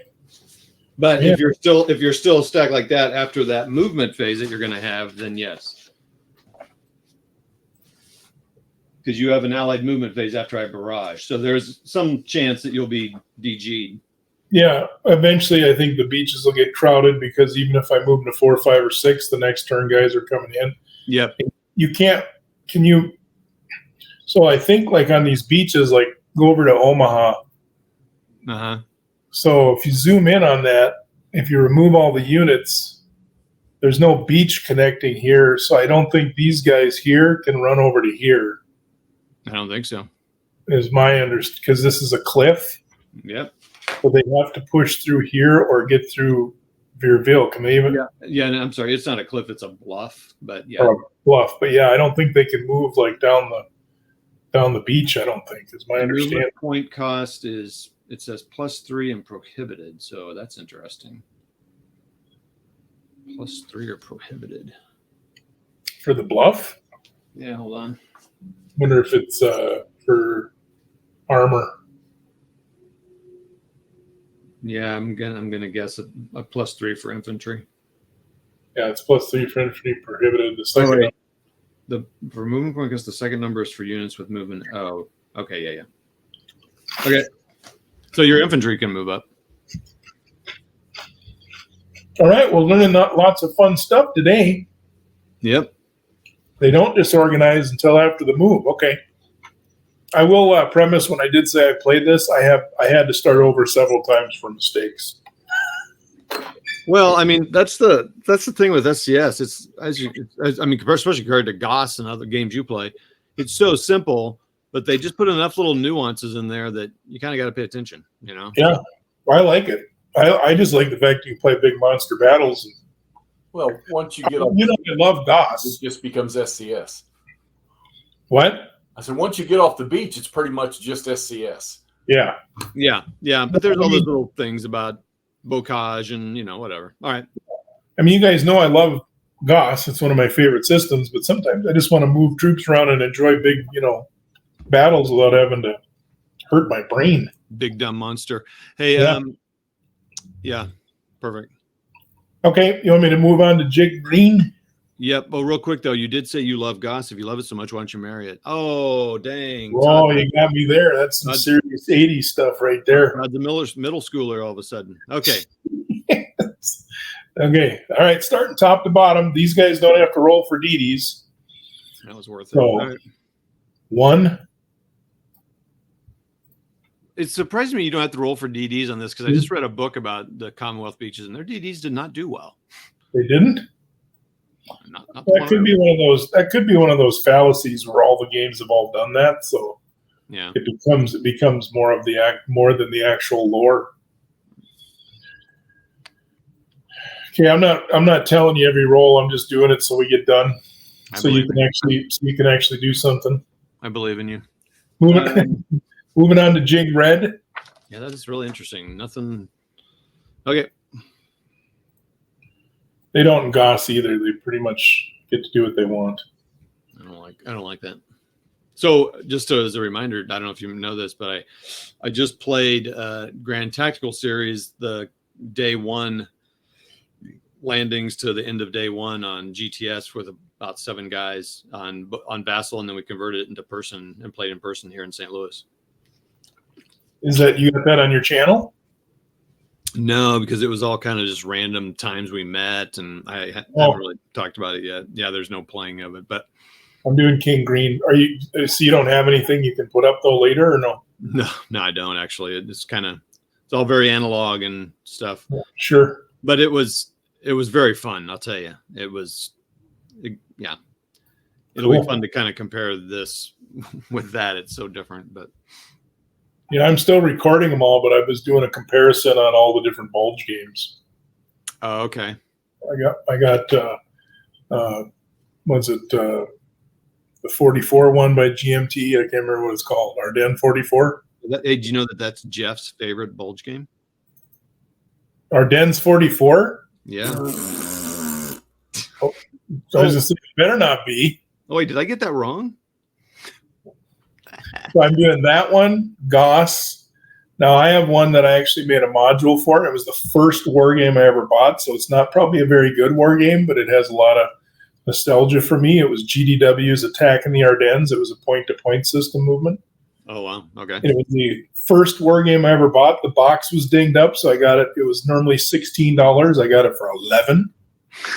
What a deal! The original Bach Dom Ryan is still, I think, the best Bulge game for me. I like Goss Lockdown, right? That's my favorite. But I'm doing like 4 different ones, so I'll get those videos up probably this winter. So I'm doing BCS last Blitzkrieg. So I'm basically just doing the first turn of all the games. Oh, that's and cool. Then I'm going to see how they all compare and if they're all in the ballpark or not. And so far, it's even with that abstract point-to-point system, it's actually doing pretty good. Interesting. I'm going to do. There's an SCS one. I mean, there already are SCS ones out there, Ardennes, but that new Ardennes is coming out here soon. It's got a lot of different things. That's an SCS Ardennes? Yep, Ardennes 2. Oh, Ardennes 2. Yep, I got it on pre-order for the store. Yep. Whenever I get the pre-orders and stuff I want, I got to get an extra copy. So that should be coming in. I think that's nearing completion. So it's got to be coming down soon. We're all I'm going to keep doing King Red to see her. You keep talking. I put a place marker in there in case we mix something up. We can go back and see what was what. Yep. So you can keep talking. I'm just rolling. So yeah, that Ardennes 1 has got a lot of it's got Zoc bonds in a way, like kind of like Ardennes 44, but they're different. And that's why it's so cool about SCS. It's so simple that you can add little things to represent each battle well. So, well, it'll be interesting to see what people think of it. It's a 2-mapper. Andrew really likes Ardennes 1, and so I think he probably has it on order. I'm sure we'll play that in December timeframe together, like we've done other SCS games. Sure, I'd like to. I was playing with a friend of mine. We were playing. What's the smallest SCS? Autumn for Barbarossa. Yeah. Is that right? We were playing that, and that was my first SCS game, and I enjoyed it. Yeah, that's a fun one. Boy, this landing's going really well over here. Mike Red. Oh, sarcasm. Shaped out, I guess. Neon green.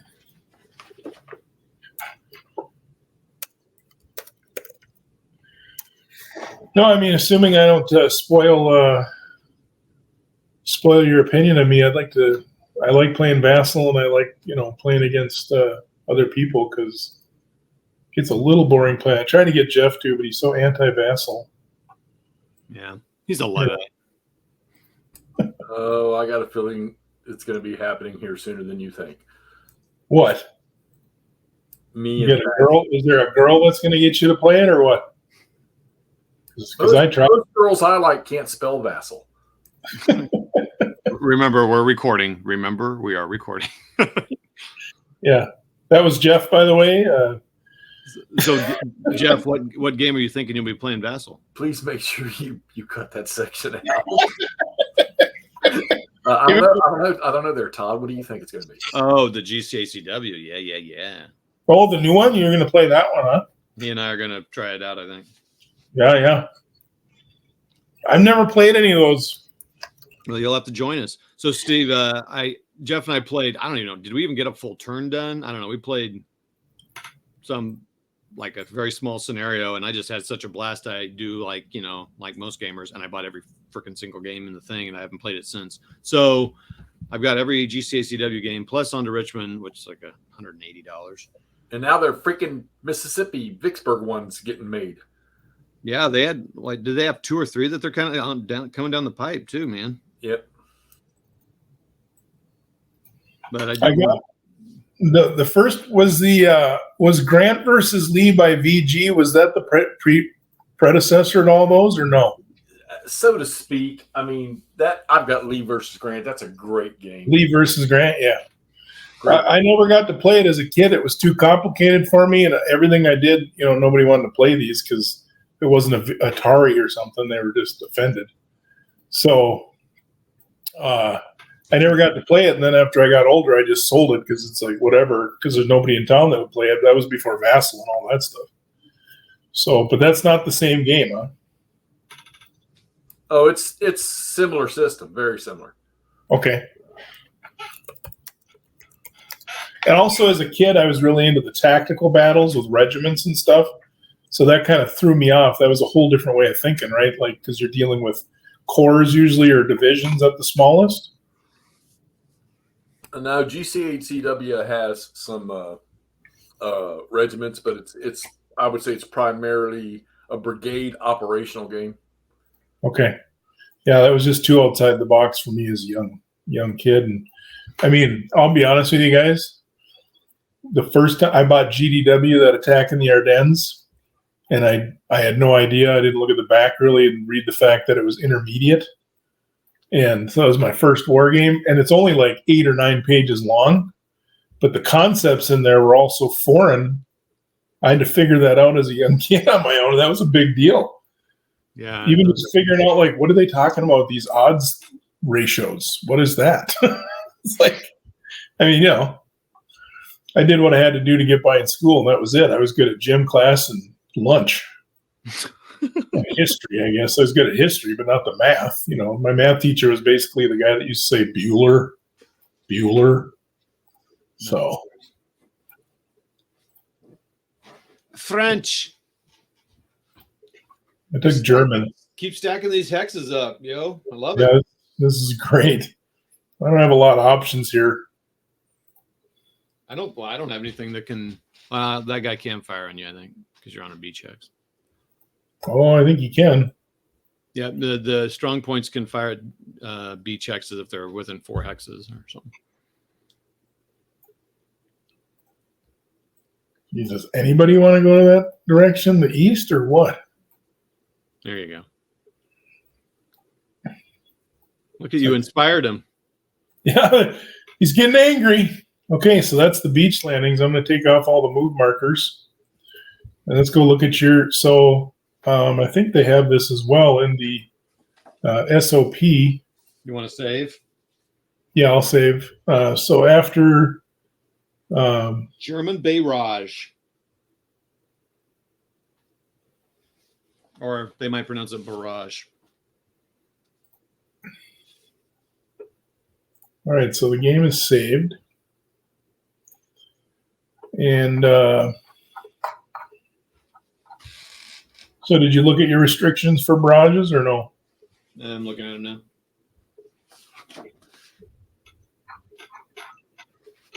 I'm going to go look at my movement restrictions again one more time.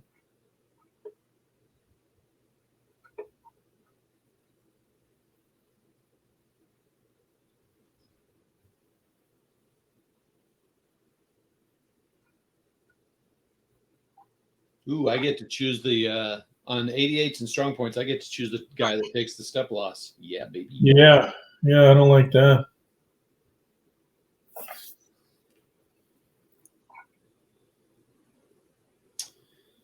Okay.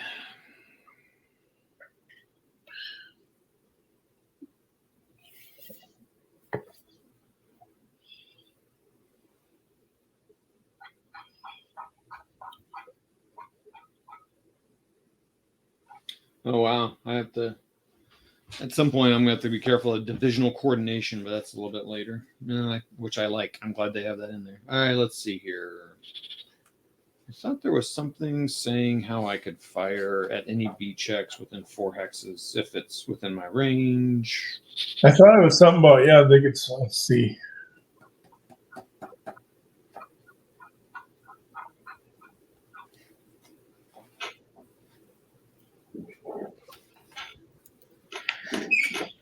Let's do a quick search for barrage here.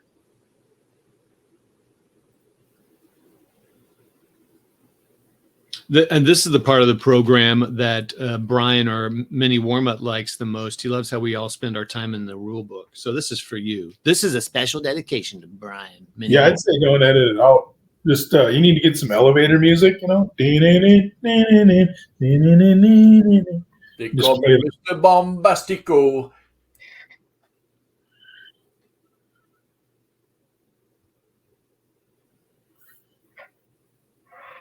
So I just executed an entire turn while y'all were doing that. Cool. So we know about the Yetta barrage, anything that's adjacent. Max of 3. Yeah, okay. So page 3, spotter does not have to be adjacent for the following. Units on a hill can spot out to 6 hexes, and strong points can spot any beach hex at or within 4 hexes. Oh, yeah, that's it. Otherwise, I think it's normal. I believe you are correct. All right, so let's do what we've been doing and go up to Utah. So you got to place your barrage things, right? Uh-huh. So that's up here in that box, yeah. Targets. And I think all my targets are off, right? So that keeps it in weird stacks, so should be good. Boy, that's such a huge stack. Here, I'm going to pull this over so everyone can see this stack of, look at this. That's ridiculous. So, I got to put my preference on default. Oh, it should center on you. Did you move something? No? Boom. There. I can follow you. That's. Oh, you're showing the big old stack of all those counters. How do you, let's see, I need to zoom. Don't knock that over. It took me a long time to stack all those guys. Hurry.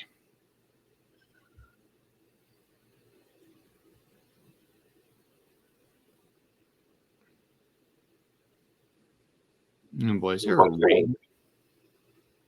Is there a what? Is there a way to mark range on here? Boy. There is not that I'm aware of, no.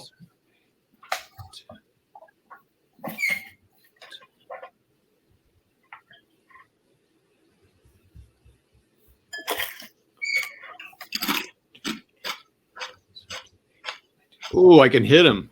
Nice. So this guy, how do you do the, is it command or I think it's different on a Mac? Down the alt button and left click. Yeah, I got a Mac here, so it's a little different.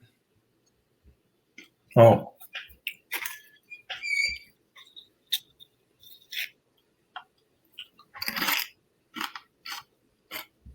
There you go. So this guy can spot, it's just at range.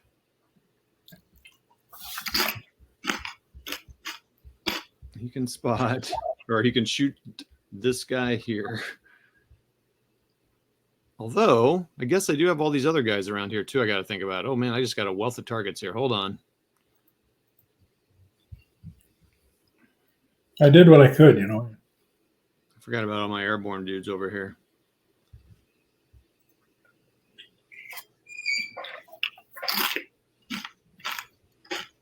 The one thing about Vassal that's hard, just kind of remembering where everything is. And yeah, I zoom out a lot. The last Blitzkrieg, somebody put a nice feature in there where you can highlight all the Allied units blue and all the German red. So when you zoom out, you can at least see where your lines are. That's cool. Hey, didn't you and I try to play that once, Steve, but you quit because you thought I was such a rules lawyer and you said... No, we tried playing Great Battles of the American Civil War and you bailed on me after one turn. No, I know that, but we did last Blitzkrieg. Remember we were doing that surrounding that infantry group in the Schnee Eifel? Oh, the Schnee Eifel? Yeah, the 106th. Yeah. You and I started to do it, and then... Dude, I never quit playing with you because I thought you were a rules lawyer. You hated me, man. You said it.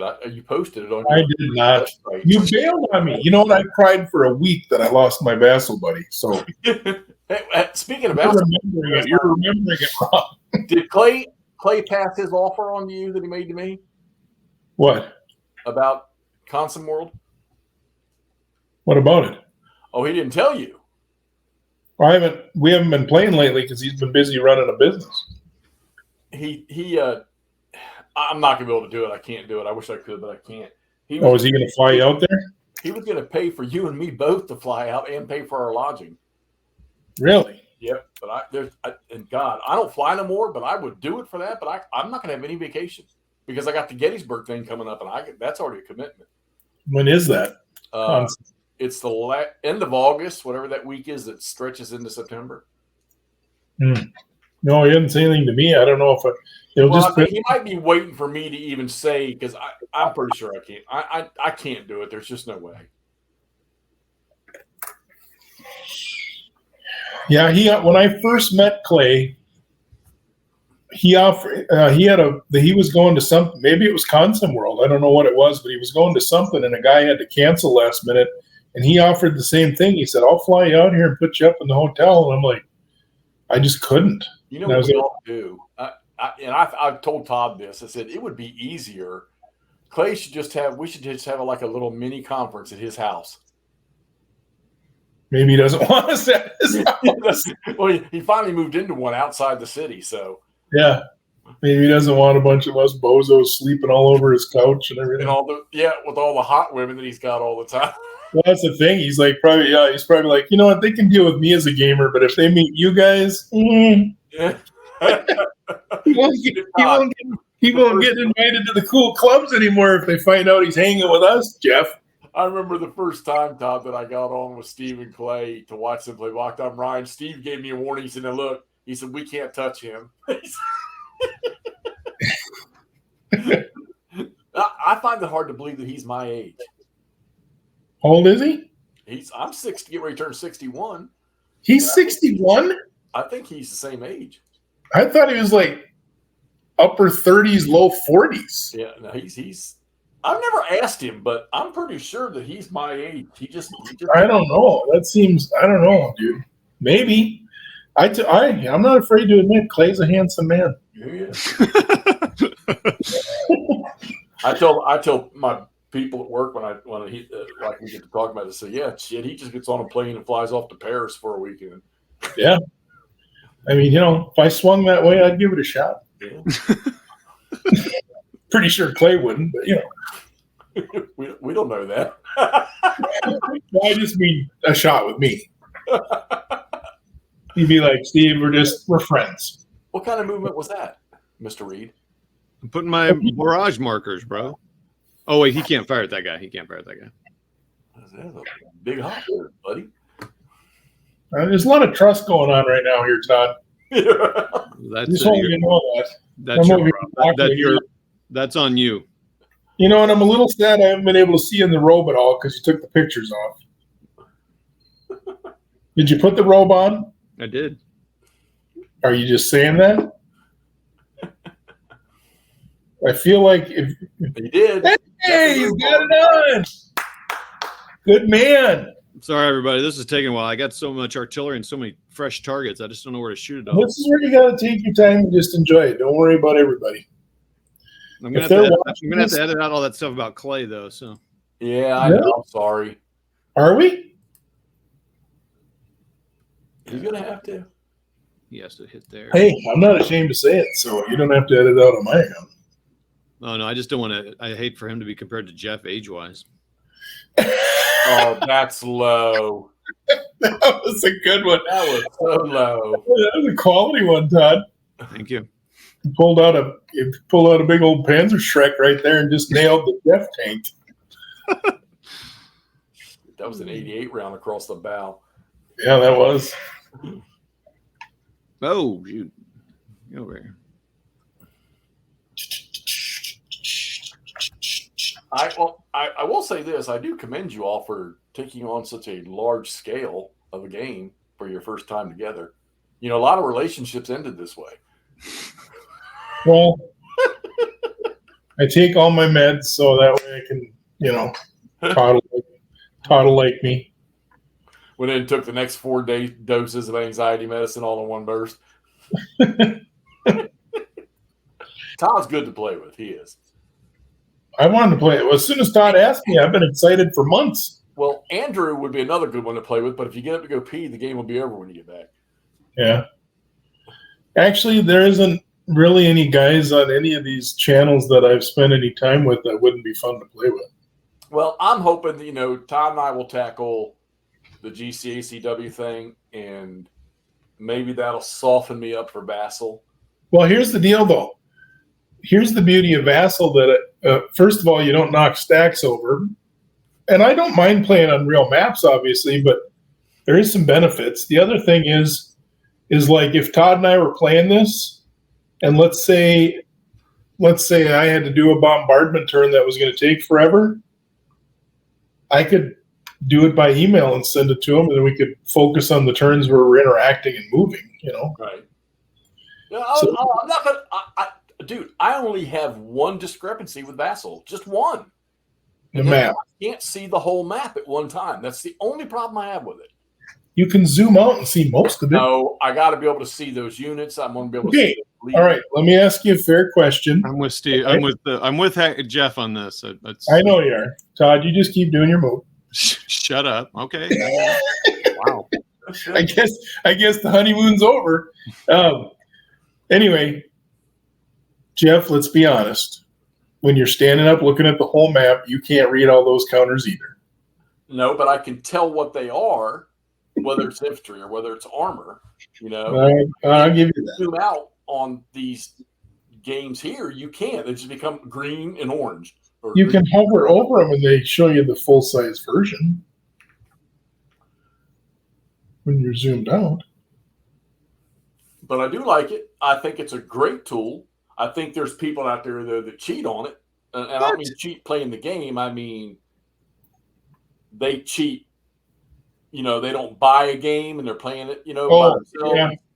Yeah, I have kind of a strict – it's not because I have a game store, but I've always – the only exception I make to that is if it's an out-of-print game and I want to try it, I'll try it before I go out and try to spend money on a game that's going to be a lot. Or I'll try a new game to see if I like the mechanics or look at the counters and the maps. But if I play it and start saving a file and I'm going to play it, then I go out and buy a copy.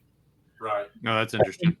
I think that's the least you should do for these guys because this stuff isn't – I'm astounded when I see what some of these guys put out for games with the details and the quality, and it's like, how do you guys come up with that? That's a lot of research to put it all on a game. So yeah, I agree with you, Jeff, and it sounds like Todd's in the same camp.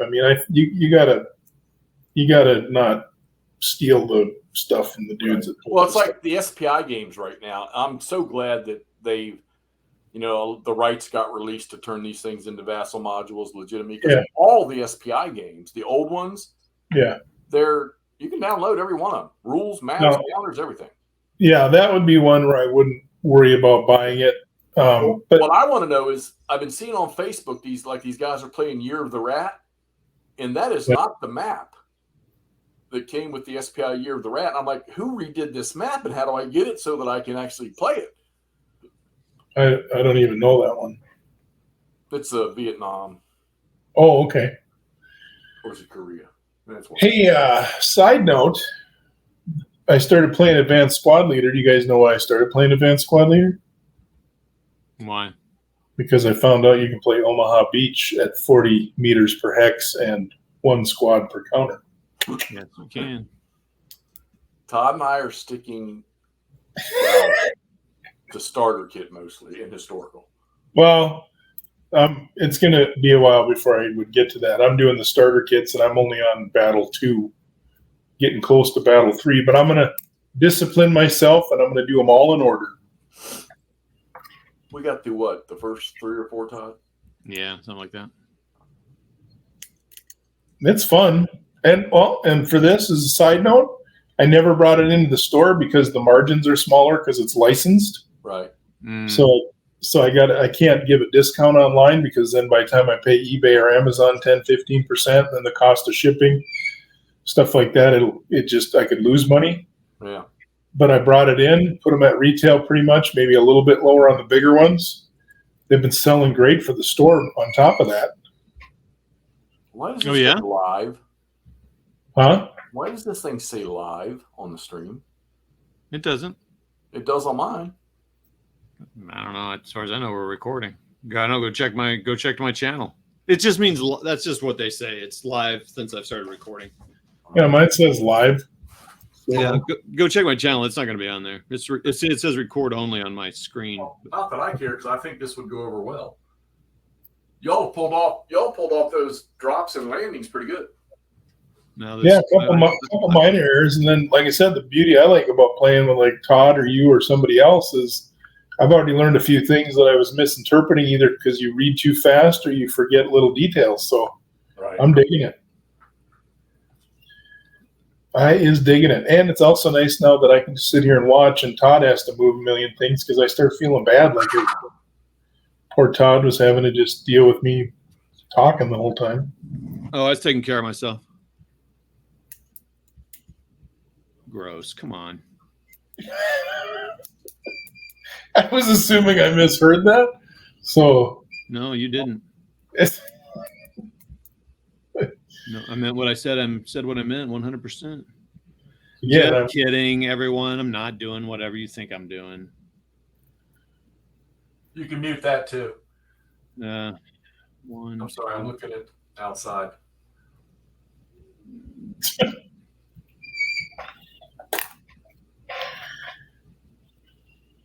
Man, these little arty markers are fantastic. Yeah, those are an awesome ad, aren't they? That's the other thing with Vassals. There's a lot of cool stuff like that. Well, GTS is one that's really good in, that's for sure. Yeah.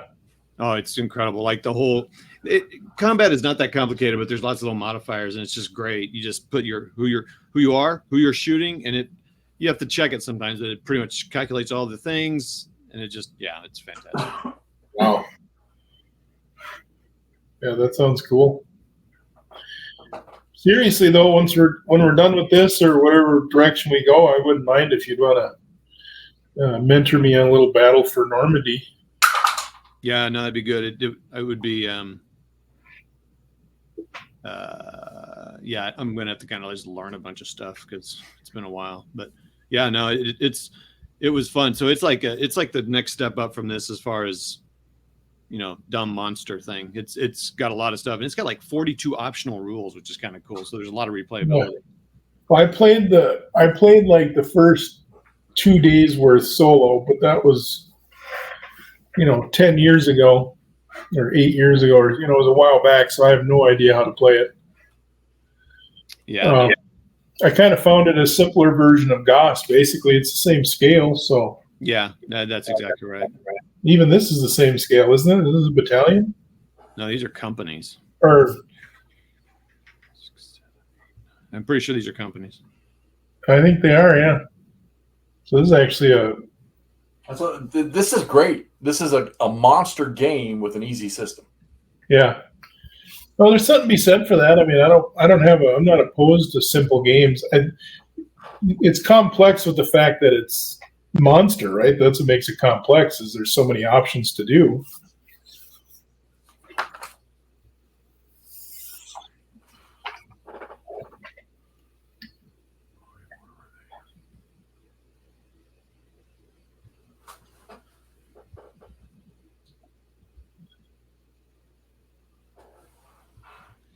Do. This is taking a long time. I don't even know how you would do this without these markers. Like, I don't know, how would you keep track of where you're going to shoot? And that's one thing I've never understood about SCS. When you get to these monsters, like, you're supposed to pre-register your targets, but how the heck are you supposed to do that without a marker? There are companies that make markers, counters. I wonder if it'd be worth like putting these together in the format that they need and printing them up. And I don't know. Maybe I'm just talking to myself. I heard you. Somebody was asking me my hoo-hot recipe.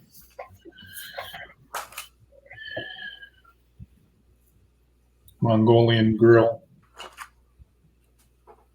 I'm gonna place all these and I'll miss them all when I roll. Oh, I'm pretty sure you won't. I wish you would, but I don't think that's going to happen. Now, in SCS, you can move from zone of control to zone of control, right? I'll have to. That's what I'm talking about. Every one of them is a little different. And Right. While you're doing that, I'll keep reading and see it. I was looking for movement rules that were specific to Day of Days, but I didn't see anything. So let me look. I know I can only move one hex during the turn 1 and 2. Boy.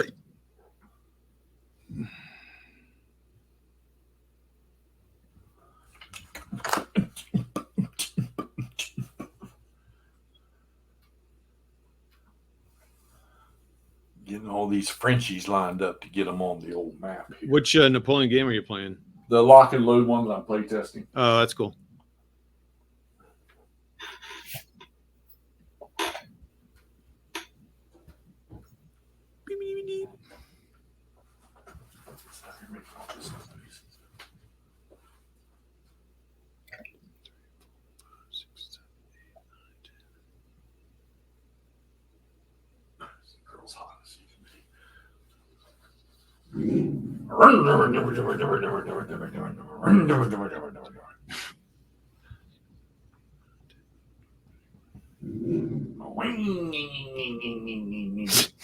I didn't know they had these kind of vehicles in Yeah, in Napoleon times.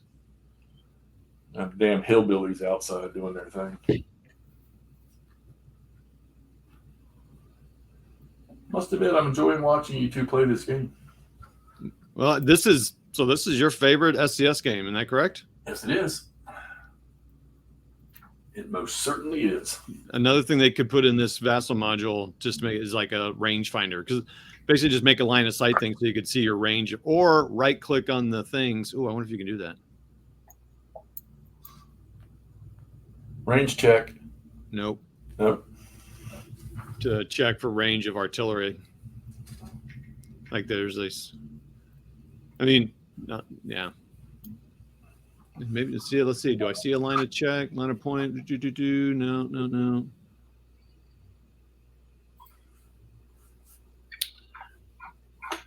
Ooh, what's deactivate all P? Oh.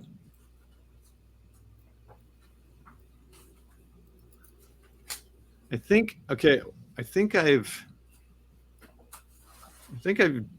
placed everything I can place, I think. Yeah. Just like real life, Jeff. I don't know how you would know if you had shot all your artillery. Again, there's no way to mark them. So Vassal helps in that. They don't have a fired. No, there's no fired markers. There's no target. I got to stretch my legs a minute. It kind of blows me away that you said these aren't included in the main game. I just assumed they were.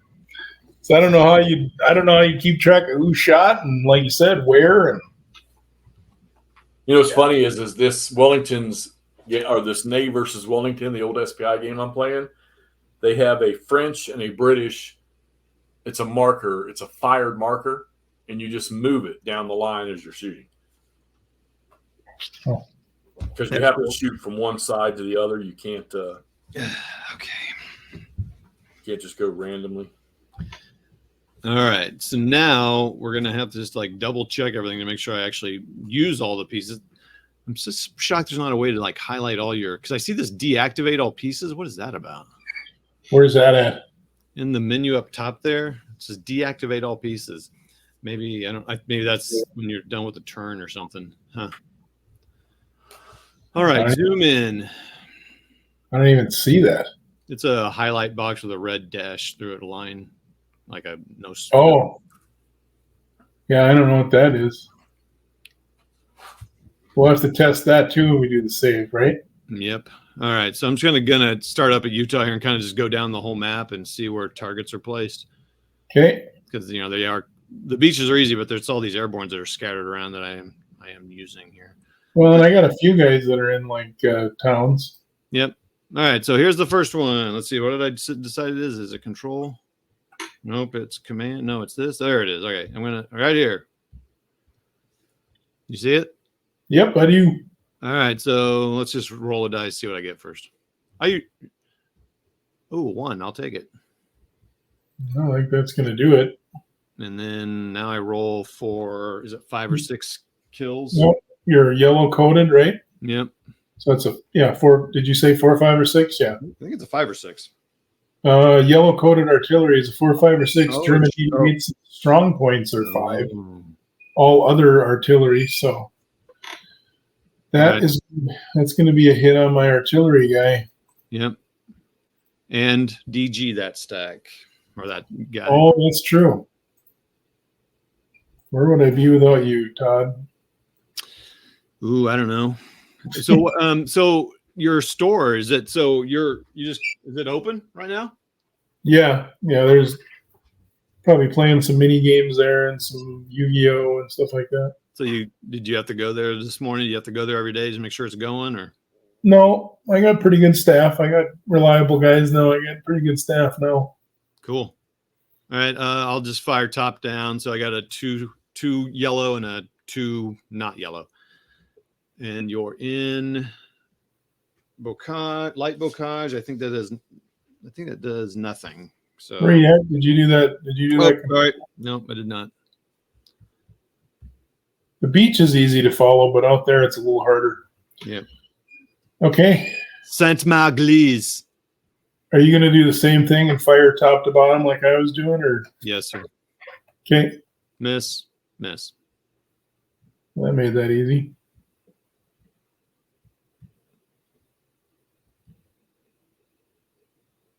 Can you hold on real quick? Can you?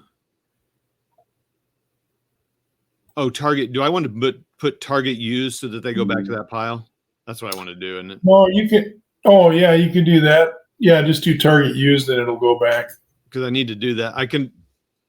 Yeah. Yeah, whatever didn't get used, we'll end up putting. Well, you can do it either way. I think on this one I want to do it that way, and then I was just doing return, and then at the end you can. Yeah, I got you. Do all of it. All right, 6 one, half a dozen other, right? Basically, I'm just kind of scrolling the map here on inland to get all the inland stuff done first. Yeah, like I can't believe they don't have anything like this for the game. You'd have to use beads or something. All right, so a 2, we're firing into a swamp. I don't think that does anything. Swamp does flooded. No, nothing. Nothing. All right, so I'm going to fire 2. Okay, miss.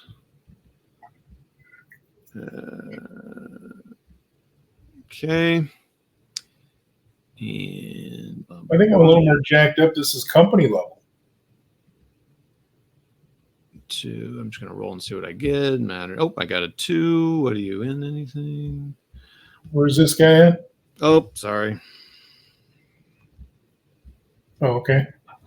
I rolled a 2. Now I need to roll 4, 5, or 6. Oh, yeah. So DGM and flip him 1.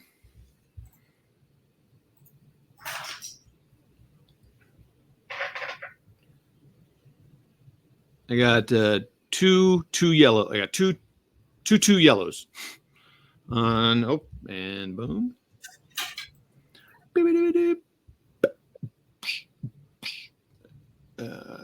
2 boom, miss.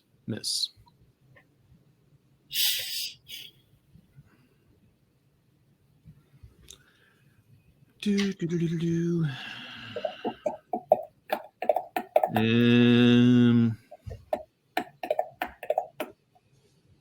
You got 2 yellows again.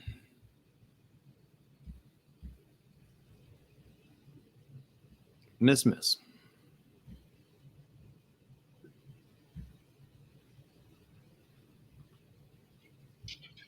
This guy. I think I'm done here in the inland, guys. Okay. To the beach. The beach doesn't have much because I couldn't hit much on Victor. So yeah, I only have a range of 2. So this first stack I'm hitting with a 3, a 2, and a 2. So we'll go. Well, yeah. I'm sorry. Let's say it the other way around. 2, 2, and 3. Are you on a beach hex? Yep. So but in a town then. But it's got a town there or village. So does that counter counter the you do the thing. I think you use the terrain that's most advantageous, most beneficial to the defender, so it's a +1, -1. So unless the B checks is something different. So I'm just reading to make sure. oh, sure. I'm reading it, hoping it is. But it probably not a rules lawyer like Jeff was that one time I played him. Beach. Remember that one time when he actually tried? Okay, let's see. Barrage -1.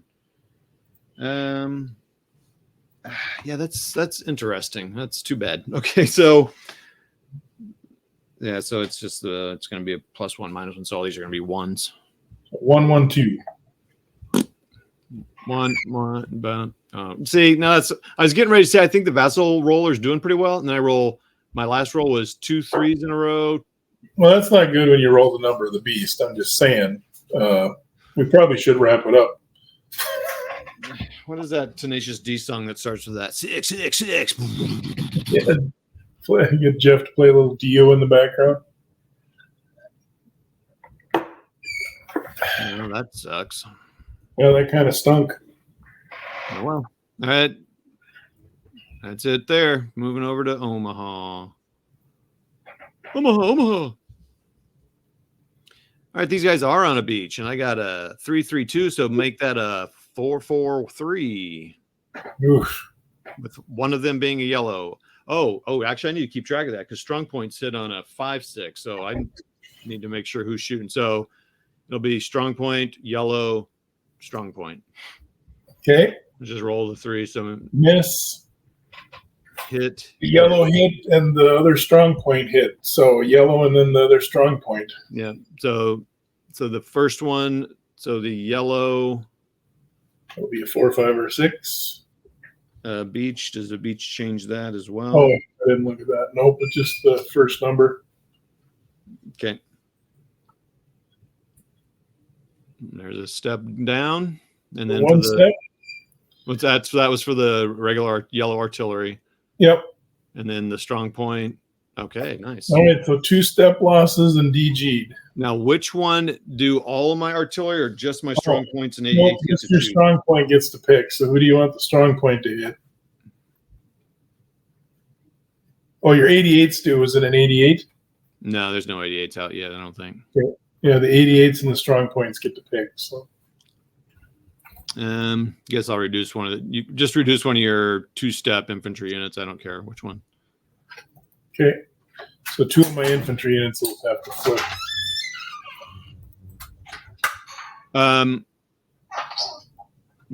Yeah, one of those is my choice and one of them is your choice. Yeah, you said you didn't care though, or do you want me to do a certain one? I did company A and company B. Well, actually, that's interesting. I wonder, would I want to completely?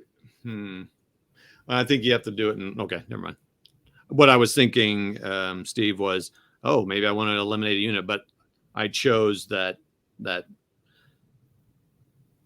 it doesn't work that way because. I think you could. We should read it, but I would think you could pick the unit, right? Well, okay. I mean, the order, I guess you could look at it like this. The order I did it in is that unit that I didn't get to choose went first. So you chose. So then I could choose to eliminate a unit or not. So would I want to do that or not? Which is better? It looks like it's kind of like, I would probably do what I just did there. Oh, wait, was there an overstacking limit too, number? Oh, yeah. But that's also on the kill roll. It says a 1-step target can be selected freely. Yep. But go back to your other artillery that missed. Well, the kill one. Both killed, so it doesn't matter. Yeah, but the third one still did not kill because I only rolled a 3 and I needed a 5-6 on a strong point, right? So I'm good. I know what I'm doing. We're good, but now we need to keep track of that. No, to hit. This is the hit. Your numbers would have been, because of the beach, you were a 4-4-3. Oh, okay.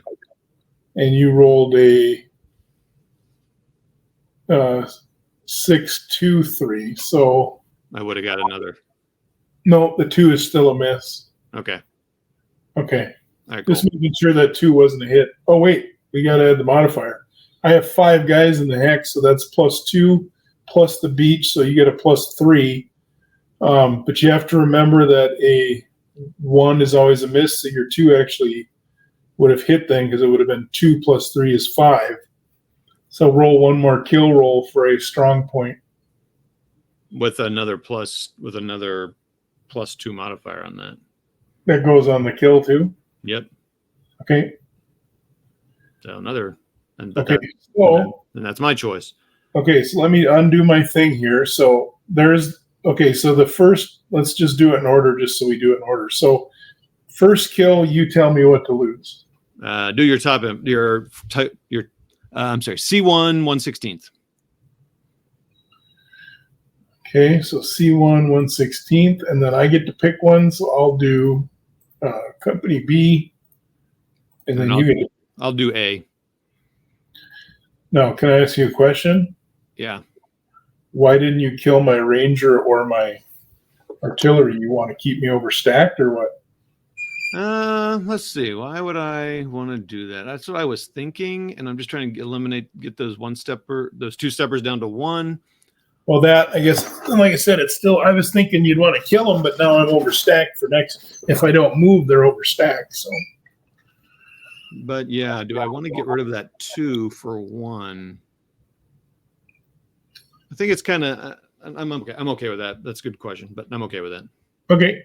I just thinking overstacked, and although with 1 hit, I get to eliminate 2 attack factors. Then you still have 2. Yeah, let's do that. Let's get rid of your rangers. And then flip one of your infantry back over and oh, there you go. You're still overstacked, so. Target used. And... You know, for a simple game, there's still a lot of tactical stuff going on, right? Yep. All right, so now here we go again. That's a beach. So, and you're not overstacked, so it's just -1 +1. So 3-5?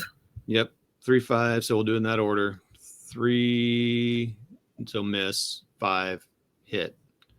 So my artillery. My yellow artillery hit. I will obviously take got to roll to see if I get a step, and there's also a +1 on that, so it doesn't matter. He's still fine. So just DG that stack. Oh yeah, you got to DG your stack up there on that beach. Yeah, I was waiting for you to finish. I was going to say I forgot to. And then you DG'd 5811. Yeah. Did we miss DGing another stack over there in Utah, I wonder? We can go look in a second here. I'm not going to worry about it. Hey, wait a minute. It's just glitched out. Hold on. So it didn't I can't select. Oh, there we go. It's not letting me select this stack here. Oh. Can you put a DG marker on it or no? I don't think so. Let me go find them here. Okay, I just had to find one. It wouldn't let me right click and shortcut it. Yeah, it's all weird. You see how the stack is all weird? Mm-hmm. It's offset. Let me move it here and see. So we're back. Yeah, see, look at that. Oh wow, weird. That is bizarro. Oh, wait a minute. Did that fix it? Yep. Oh, I think it was expanded. Like there's ghost units there. Okay, so go back to Omaha and let's see what.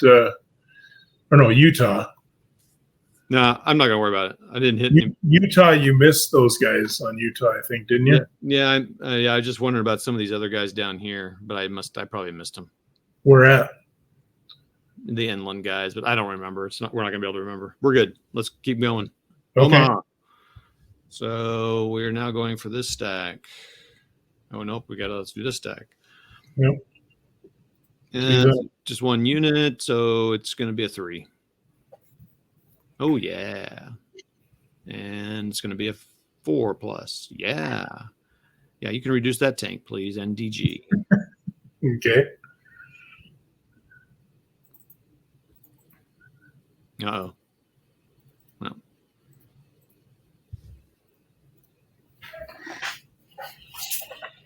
All right, it's a beach.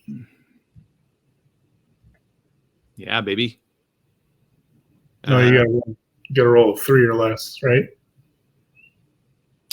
It's -1. So, oh no, yeah, it's a 3 or less. Yeah. Because you're at 2, so All right. low, high. Same with this guy. They need a 3 or less. So he hits, Okay, and he does not kill. but DG'd.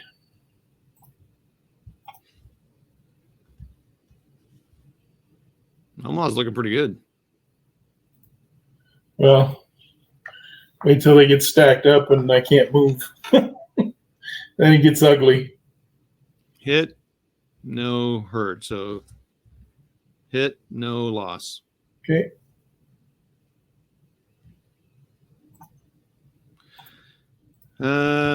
Beach, not overstacked. I'm going to hit on a 4-3-3.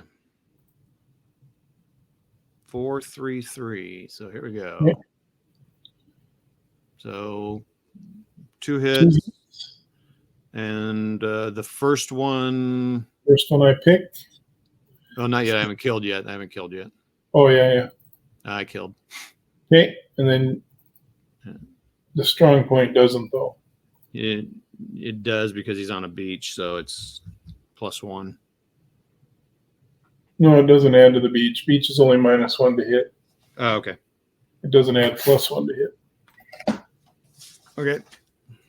Right? Because it puts 2 numbers when it does, right? Yep. Heavy boccages, woods are, village and city. And that pile's DG'd. Next Yeah. one. I wait till you take your stuff off because that one pile, when I tried to do it early, I think that's when we got the weird thing going on. Oh, okay. So now we got 5-3-4. Yeah, because it's Oh. +2. So basically, Oh yeah, it's a. Oh wait. it's The a +2. So yeah, it's a, well, you could say 5-4-5 because a 6 is an automatic miss. So 5-4-5. Because the overstack and the beach. Yep, it adds +2, but a 6 is always a miss. So they all hit. And then that adds to, you said that adds to the casualty thing, right? yeah, that's So the first one would be it's 2, 3, 4, 5, 6. The other Yeah. ones would be 3, 4, 5, 6. The other 2. yep. So 2-3-3. Yes. Oh geesh. Okay, Right. so the first one I picked, the artillery, right? Yep. So I'll take that infantry guy. Now, what do you want to do? Man, I'll just kill your takeoff. Okay. You know what? Hold on. 1 step on the tank, 1 step on the arty. Okay, so the arty's dead. Send the graveyard and flip the tank.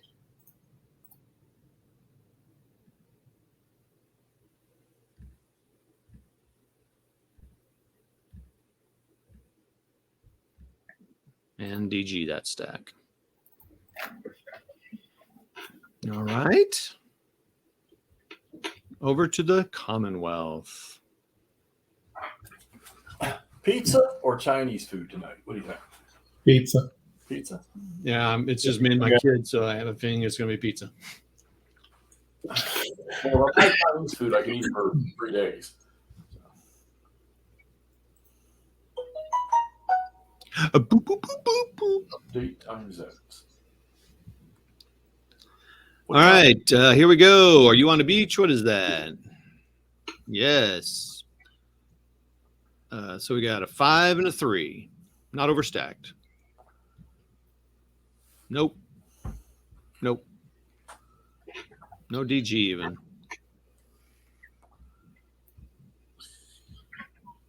Okay, next. We got 4. A 4. No, hold on. 5. 5. The beach +2, so 3. Give me 6, Todd. Give me 6, Todd. Give me 6, buddy. Oy. How about not? No, that was not what I wanted. And then I did just kill a unit as well, but your choice. Kill a step. Killer. Okay. Killer. I'm in a good mood, man. Watching you all play. I'm playing. I'm ordering pizza. Which unit did you take a step loss from? I was just checking them all. I was waiting for the. And I don't want to do anything with your piece on there because I'm nervous it'll. okay, well, I'm done. So. No, I did it. Okay, I got you. Next beach. It's going to be a 4. Yep. 4. Hit. And no kill. Swing and miss, but a DG.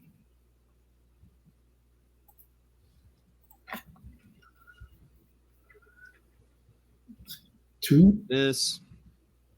Nothing. This one is a plus. Is this a 4? Hit. And no kill. But a DG. Really? No kill?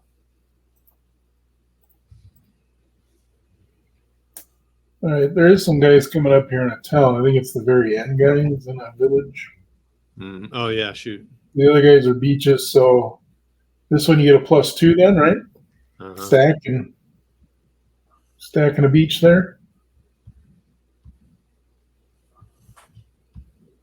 Hit. That's a hit. Miss. DGM. This guy's a 5 to hit. It's +2. Miss. And then the village adds a +1 to. No one's firing on him. Oh no! Yeah. Okay. Good. We're very rattled. It's very, very nerve-wracking. 5, 4. These are both beaches. Hit. That's a hit. And a kill. No. So DG.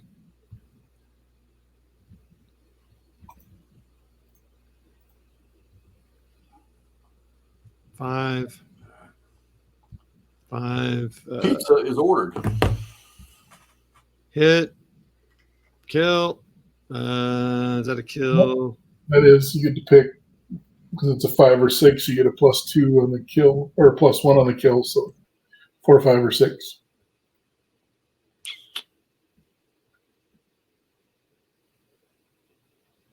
I do your mortar unit there.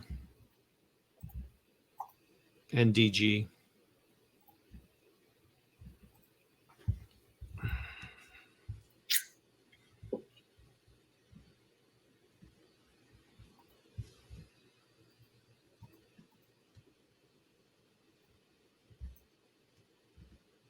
So 4, 5 because of beach.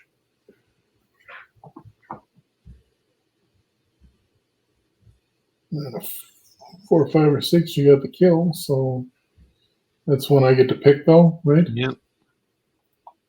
So flip the heck is flip and then DG. Okie doke. I'm going to shoot a video, so I'm going to mute you guys. All right. Okay. So it'll be a 3. Hit. Miss. Lots of consecutive numbers here. Moving over. So you DG that stack. Yep. This one is in a city, so +2, -2. So it'd have to be a 1 to get the hit. Miss.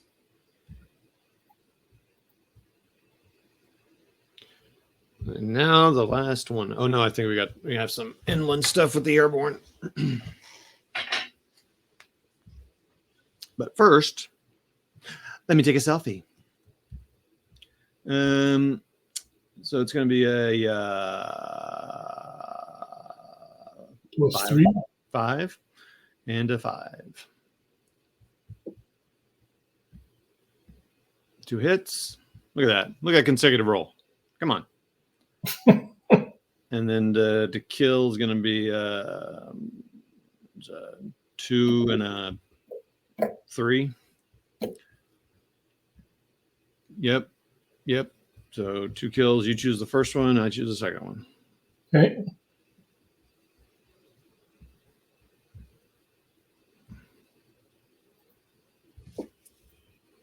There's my choice.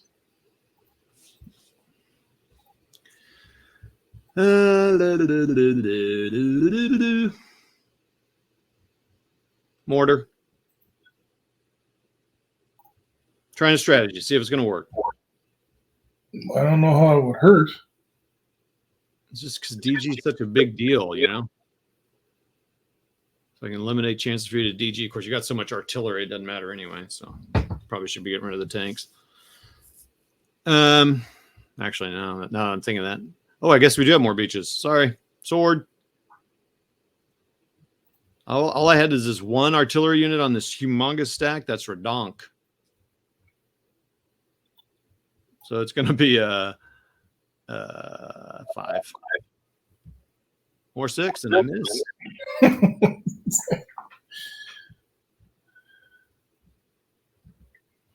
going to be the same thing. It's going to be 2, 5. Oh my gosh, look at that. anything but a 6. Okay, hit. And so Artie first and then strong point. So Artie first for kill, strong point. Yeah, they both kill. All right, so I picked the first one and you picked the second one.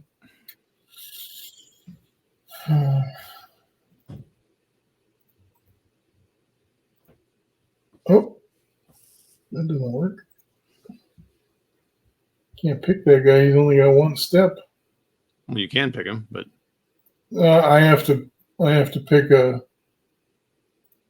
oh, you have to pick a stronger. Yeah, you have to give everyone that has a 2 a hit before, except you get to pick with your strong point. So what do you want me to take a hit on with that strong point? Jiminy. So many choices. Man.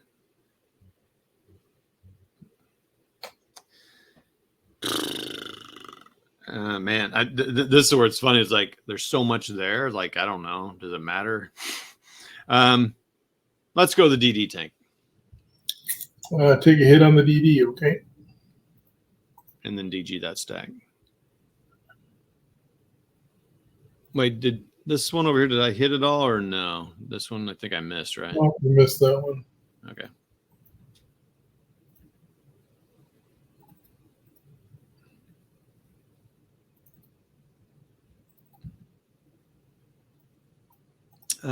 Same thing, 5, 5, 5, right? I think so, yeah. Pretty big stacks when they get off the beach. Look, come on. Well, at least I get to choose. Well, no, I gotta see if I kill anybody. And I do. So I get to choose I just get to choose the one.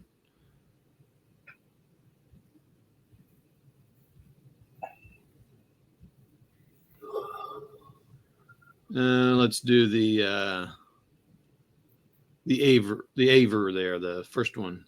First assault. Okay. So flip him and DG the stack. At least I DG'd it, I guess. Yeah. Now inland. I don't think I had a whole lot going on here, but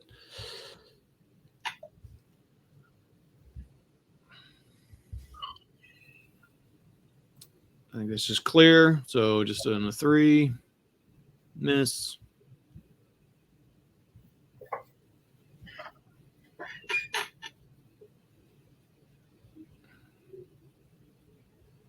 And I think my last one. Your boys at Pegasus. It's going to be a 2 and a 3. Ooh, hit. So target used, and that's yellow. So the kill will be a 6. So I kill a step. Okay. And DG him. Want to go through the map, make sure you didn't miss any? Yeah, I don't know. It's going to be hard to see. I think probably the thing to do. Well, you couldn't do that. Anyway, okay, yeah. Maybe in the future, well, that'd be a lot of work. In the future, we could always remove all the ones that aren't firing fire and send them back singly. That way you could just look for targets, but that'd take forever. So, yeah, I think either way it's going to be. Let's just both comb through real quick and make sure. Yeah. Most, especially like obviously the beaches are easy to find, but I'm looking like the airborne. You can tell because there'll be a gray on top of a green or a brown. So let's see. I don't think anything. I think we're good. Yeah. I say save and another pee break. Okay. Saving the game and draining the bladder. Look at that dead pile. We'll do that when we get back. Yummy. Hear me, my chips? Chippy chip. All right. Where are we? We are in the my movement. Allied movement. So does DG keep you from moving? Is that the deal? DG, half attack, barrage, defense, and movement. Lose exploit, lose zone of control, cannot road march, cannot barrage non-adjacent units. So they can't move? For some reason, I feel like I just played something that DG couldn't move, but that might have been another. Let's just make sure of that. Yeah, check your rules, because obviously we're playing with different rules here. So. Yep. Nope. That's what I said. Unless something changed in that one you've got. Okay. Just checking real quick here. Oh wait, let's return all my artillery markers. Is there a way to do that? Send all German targets to use window? Yeah, I want to do that, right? You're doing the artillery? Yeah. Yeah, if you're done, yeah, you can send them there. Okay. Whew, okay, good. And have you saved? Yep. All right. So we'll look at them dead piles now. Oh, hold on. We only got 2 strong points, but the U.S. one's filling up a little bit there. German dead and U.S. dead. We've got a couple of mortars wiped out for the Canadians. Engineer. DD tank. 2 DD tanks. All right. All right. Movement, man. All right. So I got 1 hex movement is all I got. Oh, is that? That's a special rule? Yeah. During the wave 1 and 2, I can move 1 hex only. Okay. So, and you can move. You move as a stack if you're together, right? Otherwise, you move 1 at a time. Yeah, I think here it doesn't really matter because it's. I don't honestly remember. I don't know why you couldn't move them all at once because I can't do an opportunity fire or anything. So okay.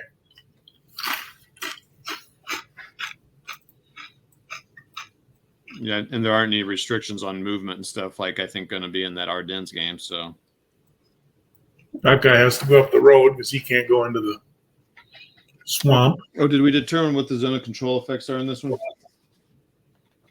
If there's anything different, like what it costs to move through a zone of control, or we should check. I don't think we did. Okay. So the zone of control, they only have mentioned 6 times. So your strong points basically create a zone of control no matter what the terrain is. Disorganized units have no zone of control. They can still attack hexes, which they otherwise would have had zone of control, though, for disorganized. Out of supply loses zone of control. A road marching unit cannot enter any hex adjacent to an enemy unit, regardless of whether or not there's a zone of control. So no, it's just standard SCS rules, it looks like. Which is +2 to enter a hex containing an enemy zone of control. Okay. If you can't overrun if you start in zone of control. If you're exploitation phase, you can't do it if you start in an enemy zone of control. Step losses for retreating. You have to attack units next to you if you're in their zone of control, and block supply line. And I think zone of control structure limited by terrain. Movement is prohibited. So if movement's prohibited, that it could not move into during regular movement. Okay, does that make sense? What I just said there. Say that one more time. So if you can't move there in regular movement, it doesn't exert a zone of control. So like if it's a okay. Except your strong points, they do in every hex. Yeah, because they can't move. So they have major rivers, tanks, rivers. Oh, sure, yeah. Sea, whatever. Okay. All right. So click where you're looking right now, and I'll zoom in there. Oh, I'm sorry. I'm on Utah. I've been moving stuff while you're. Oh, great. Okay. Basically just bumping everybody out of hex. Okay. So does that mean then that you can't move those units there? They can move, but they're not going to because they want to attack you. But they could move out. Looks like the only place they could move would be into this hex if you wanted to do that. I can move this way down the road because it's a beach connecting and a road. But I can move. That would be 3. Do you get 3 movement points or 1 hex? I get to move 1 hex during wave 1 and 2. After that, wave 3. So zone of control doesn't really matter at this point. No. Okay. Cool. Okay, so Utah is. Oh, and I got my airborne guys. I have no idea what to do with these dudes. Yeah, just highlight where you are so it'll move. So I'm zoomed in pretty tight so that the team. All right. Yeah, I know. This is the kind of thing where you're like, what the heck? Okay, right, well, I guess you need to worry about what happens about your drop zones, your supply. What do drop zones do? What if I get run over? I have to be within 5 of my drop zones, which nobody should be more than that. Okay. They're highlighted with the blue lines around them, I think, right? So like there's one under this guy. Okay. Okay, so like this guy here couldn't go this way because that would put me at 6. Well, yeah, I think he could, but then he's going to be in trouble. So okay, so we're not going to do that. That's interesting. 5 hexes. Wow. I think it's 5. Pretty sure it is. I think it's the same amount you can drop. It's any drop zone. So if you can move to another drop zone, you're fine. But is it a special? Okay, so I'm just reading supply here. Each turn, units must trace as per STS rule to be in supply. This trace can be to a supply source or a path of no more than 5 hexes to a road or trail hex that is connected to a supply source. I think it's under the airborne if you read their rules. Okay. They have to hook to the beach or they have to be within 5, I think, of a drop zone. But let me know if I'm wrong. I can only move 1, though, so it doesn't really matter that much. Yeah, I'll look while you're doing that.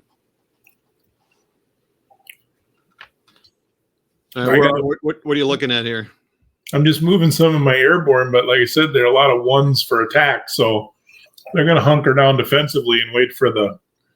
I think I'm about done with the airborne. I'm just double checking anybody that hasn't moved. No, I think being in a defensive posture and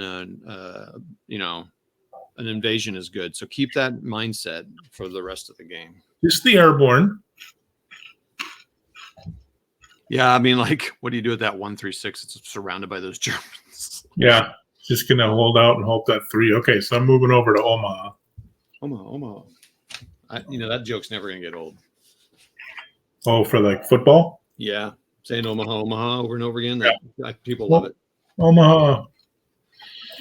Okay, well, this is really interesting because there's not a lot of movement options. So I'm going to look for any overstack to see if they can spread out, but I pretty much have to. I mean, 6 to 1, half a dozen another. I'm going to probably land in the other hexes anyway. So I think I'm just going to leave Omaha because they can't move left or right of the beach, really. They have to fight. So just leave them, I guess. I'll go over to the British beaches. It's a little nicer.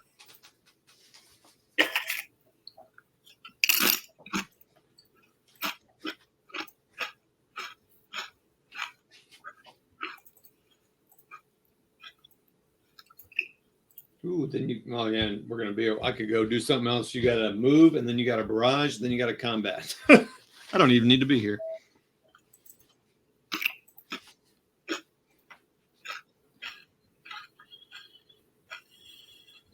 I'm gonna get a little traffic jam activity here.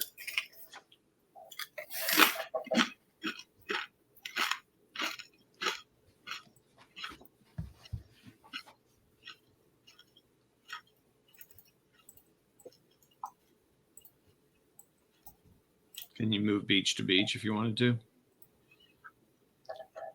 They can, yeah, but I got guys coming anyway, so I don't know what I'll just be guessing on where they're going to go.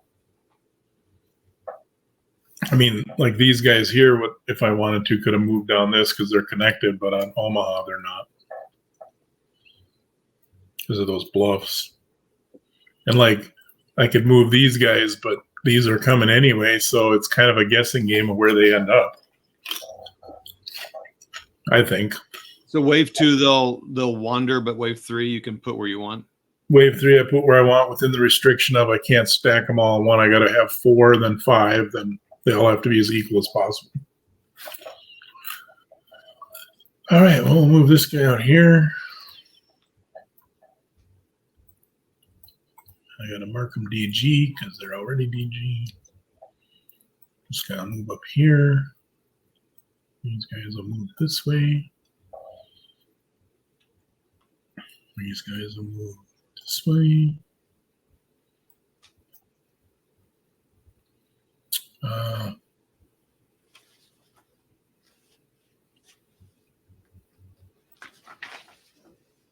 Well, that's interesting. Do I do that or do I do that? If I move them there, so I'd like to move like these guys here, but I need to get these guys off because of all these guys. So I'm going to have to move this way for a turn.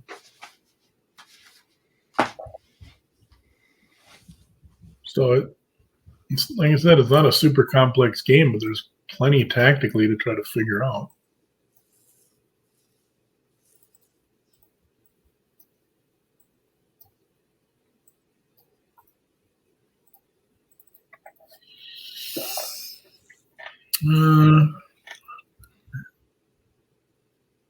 So you can't be. What happens if you're overstacked at the end of the movement? They're just DG'd. No, I think SCS rules. If you're overstacked and you're not in a beach landing hex, I think you eliminate them. But if you're in a beach landing hex, there's no. Yep, kill off any excess. Is there an exception for the beach hexes or no? Yeah, let me check. Because then I might have to move some stuff, otherwise they're dead.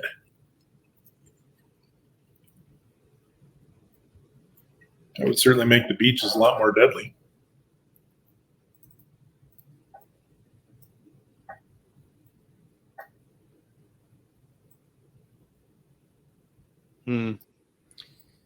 Well, it doesn't say an exception of beaches, just airdrop.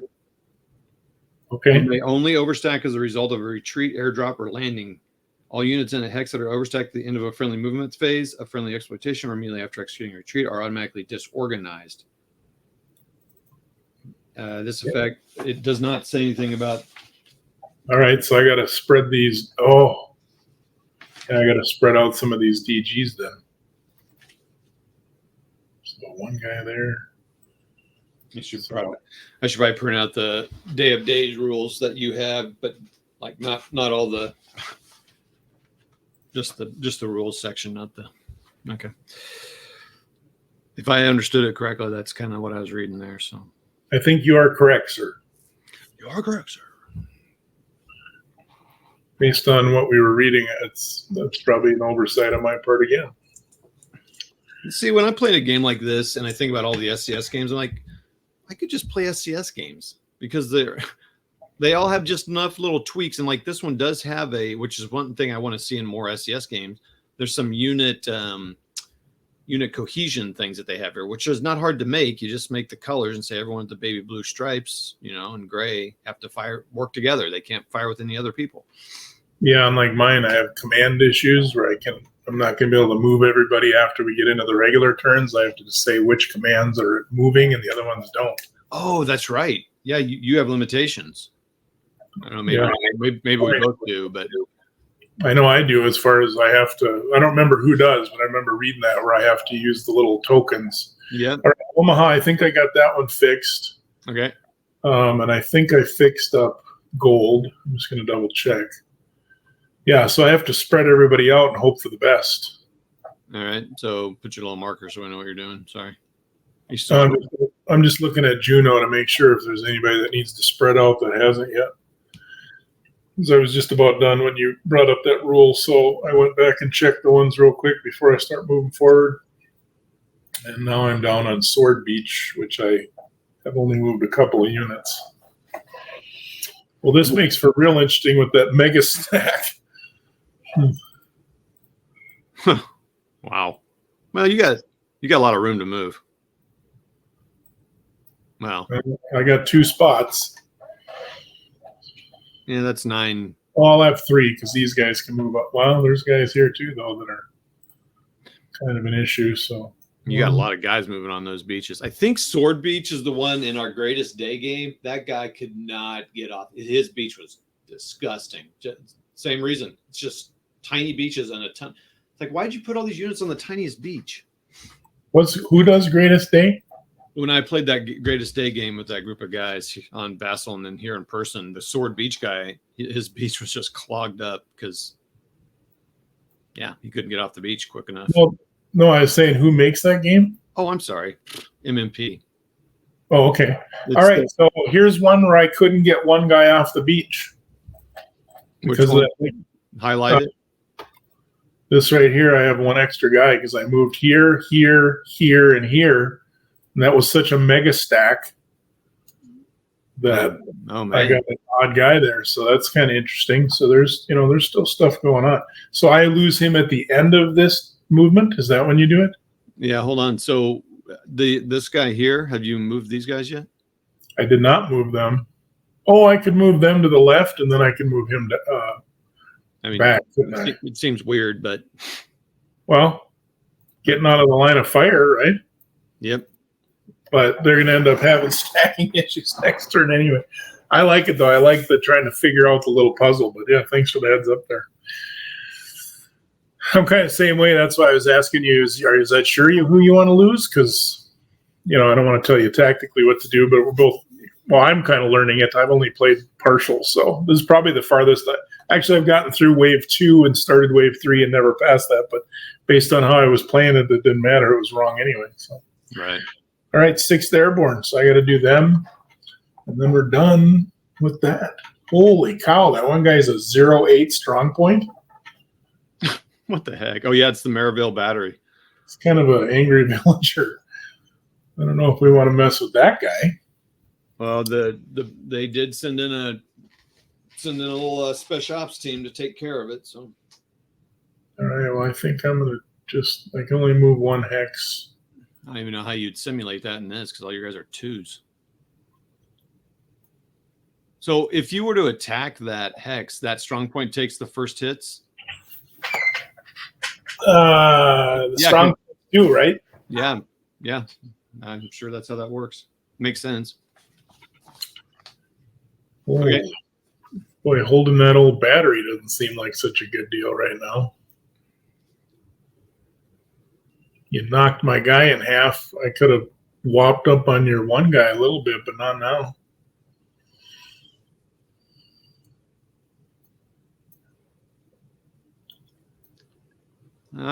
Surrounding me.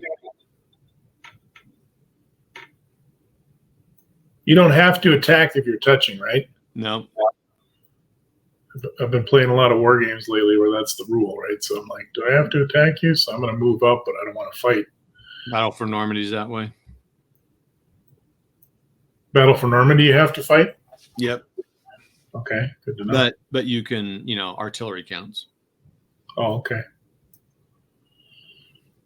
That's my only game I have like that. I don't know if I really like that kind of rule, but I don't know if I do either. If you have to. Oh, and there's some variety there. Like if you're in a city, I don't know. I'd have to look at it, but there's some things like if you're in a city, you don't have to attack out, right? So okay. So there's some things that kind of make sense. At night you don't, and some stuff like that. So I feel like I'm excited to get back to that because I think there's got a lot of cool things, and I just love that there's so many optional rules that you can throw in there, and so you can just play that game over and over again. So I would really like to play it. It was kind of before I learned Goss, I was really dialed in on it because I was like, and I like Goss, but sometimes I don't like to have to do like a master's study to play a game. I mean, it just depends on the day, right? Yep. All right, I think I'm all done. So, all right. I got to find the chart they have in the game isn't the right. I don't think that's the right sequence of play for turn 1 and 2. Oh wait. Oh really? The one that says now you barrage. Where are you seeing that at? Page 7, 2.3C, waves 1 and 2. No, page 7 is fine, but the one in the Vassal mod is wrong. Oh, okay. Because they have the full turn, so there's other things like road movement and stuff, and I don't have any of that right now. So. Yeah, right. All right, so now it's actually, if you look at the SOP and look it down at June 6th, it's right. Oh, well, wait, yeah. hold on. I guess if I'd go read the right one. Oh, wait, hold on. Airdrops, preliminary bombardment. That's turn 1 only. Wait, do I get it? Oh, I think that. Oh, hold on. That looks different than this one. Oh, it is. It's German barrage, Allied movement, Allied barrage. So that one's wrong. In Vassal. I'd say we do it the way we're doing it because that doesn't. Yeah. That doesn't make sense that you don't get to barrage me coming off the beach. That's wrong. All right. So in page 7 of the book, it looks like it's Allied barrage next, and then Allied combat. Allied barrage and combat. Okay, so. And then I think that's it then, right? And then we start over. Is that then become turn 2 then? Yep. Yeah, if you go look at the turn thing, so the turn 1, 2, and 3 are basically all June 6th AM, and then 4 is PM, and then it's AM, PM, AM, PM, AM. But they're a little longer on the first and second. Oh, that's pretty cool. Okay. All right, so the first thing we do, I just want to talk out loud. So I go up to the targets and I put them all on my dudes, right? Yeah, and does this include your ships too? Let's double check that. There might be. I would think it naval would. Units, naval gunfire. No, they might not. They might have to wait till turn 4. It might just be the preliminary though. So naval gunfire, crucial role. Naval units may not move. Naval units may not be targeted. Naval units may fire at hexes containing a strong point or any other NA movement. Any activated Allied unit can spot for naval units. I want to read those because I'm pretty sure I saw a thing where it's turn 1 and then it's turn 4. I could have swore I read that last night. I'm going to type in turn 4, see if I get a match on that. So, all right, so that's airdrop dispersal, Allied formation, airstrikes. Oh, it's airstrikes each turn starting on turn 4. So it was just airstrikes. Okay, hold on. We'll let I'm on page 7, 2.3C. Okay. Look in your updated rules, and I'll read mine here. And what I'm looking at is right under the sequence of play here. Yeah. During turn 1 and 2, allied units which have landed via naval landings, not airdrops, can move. Oh, my airdrops can't move? Oh. Well. Oh, that's interesting. You want me to go do backup on all of them? I can do that. I don't think so. Let's not worry about it. Because I don't. There was one that, like I don't know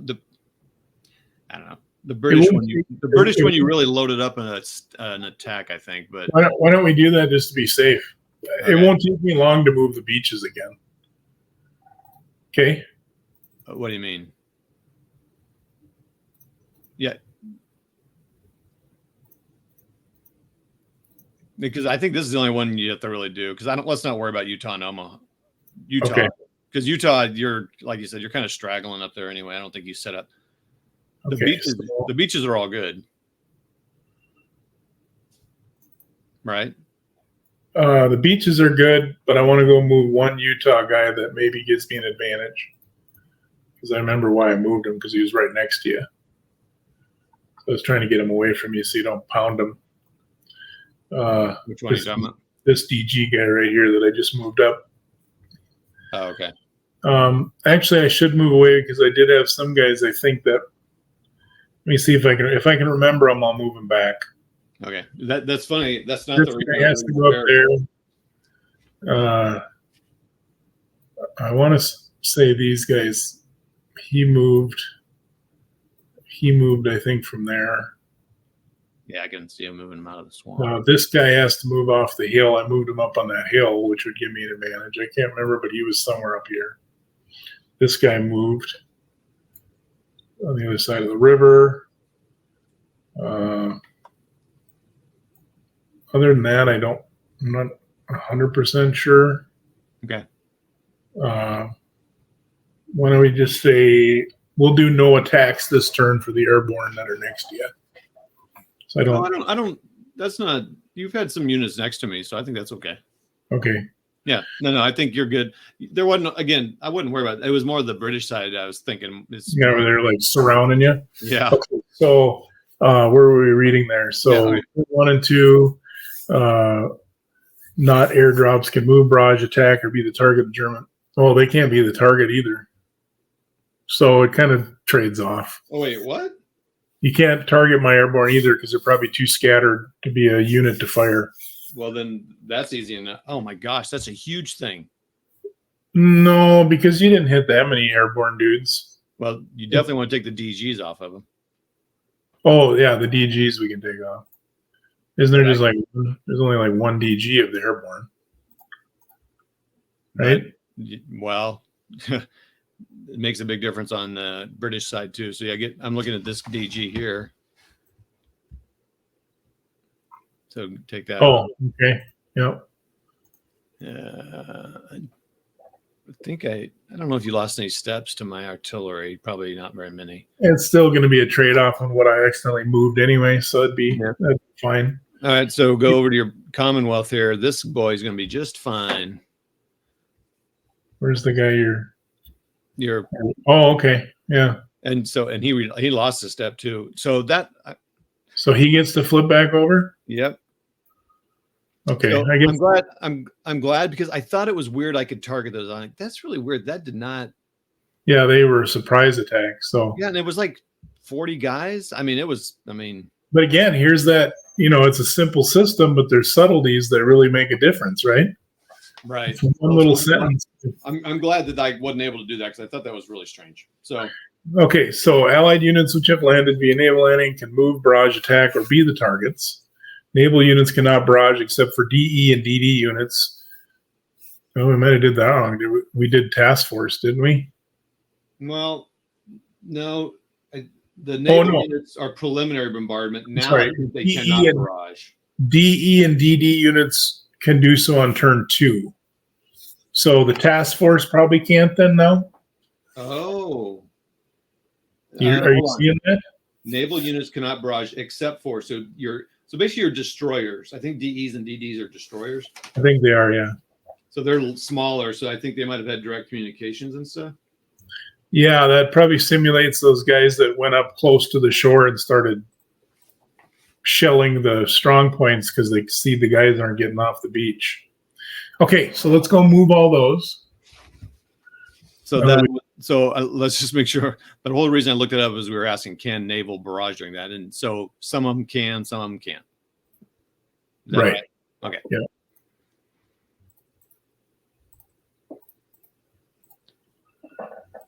Okay.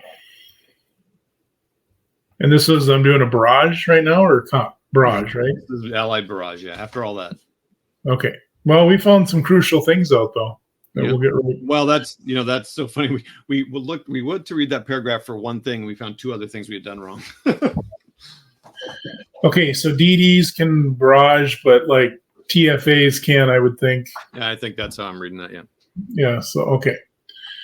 So let's see. One guy can fire 8. So guess I got to remember, villages are not good to shell with little guys because they don't do much.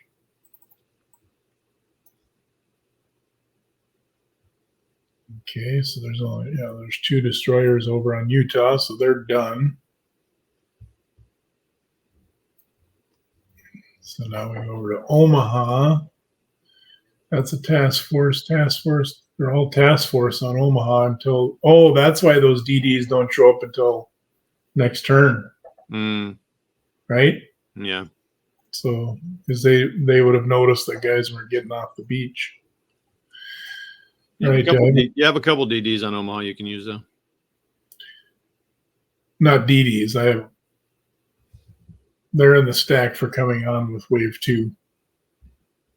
Oh, that is a DD. That's a what the fuck?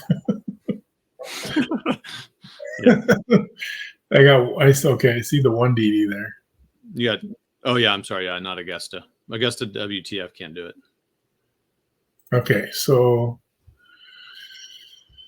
I gotta look at the things because last time I fired a bunch of stuff at villages and that was an absolute waste of time. So I'm gonna fire there. And I'm gonna fire, let's see, 1, 2, 3, 4, 5, 6, 7. Actually, I'm gonna change this guy over to here and this guy in there. Try to break those open. Now I do have some artillery on the beach that can fire. Correct? I think so. Although I'm going to look at that one paragraph that seems to have a million things. Can see if DG can they fire a barrage? You can fire barrage. You're going to be at half and whatever that means. How does that work?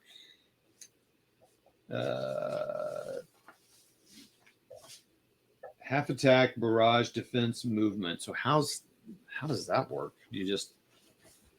So yes, you can. It has to be an adjacent person. That's true. Yep, adjacent. Which I think you're kind of doing anyway. So I was right next to you. So how does half work? So you, instead of hitting on a 2, you'll hit on a 1, for example.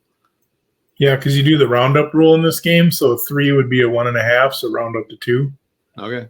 Because they use the actual roundup rule. Is it also I assume to kill as well? I would.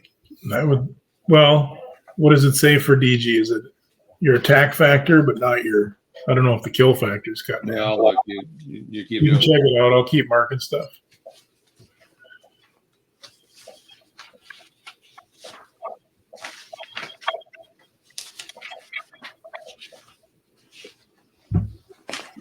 Well, that's right. All these Allied or all these Commonwealth tanks have barrage factors.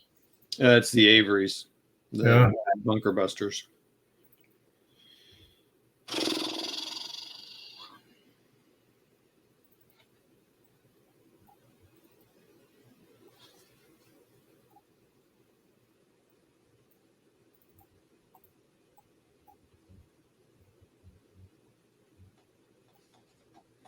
It doesn't. Oh, here, I'll keep reading here.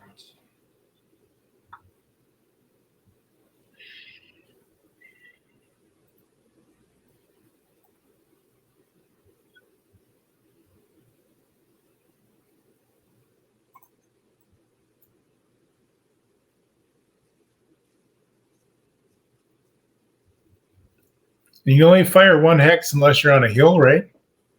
Or have a spotter. Say that again. You can only fire. You can only see 1 hex unless you have a spotter or you're on a hill, right? Correct.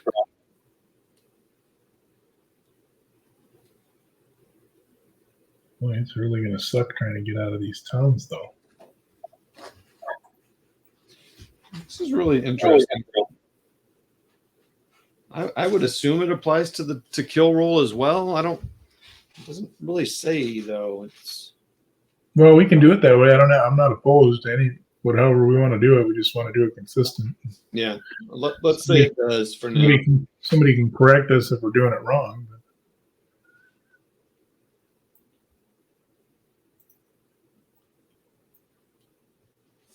Hey everybody, thanks for joining us on this, what has so far been a 3.5 hour recording. Beach landing.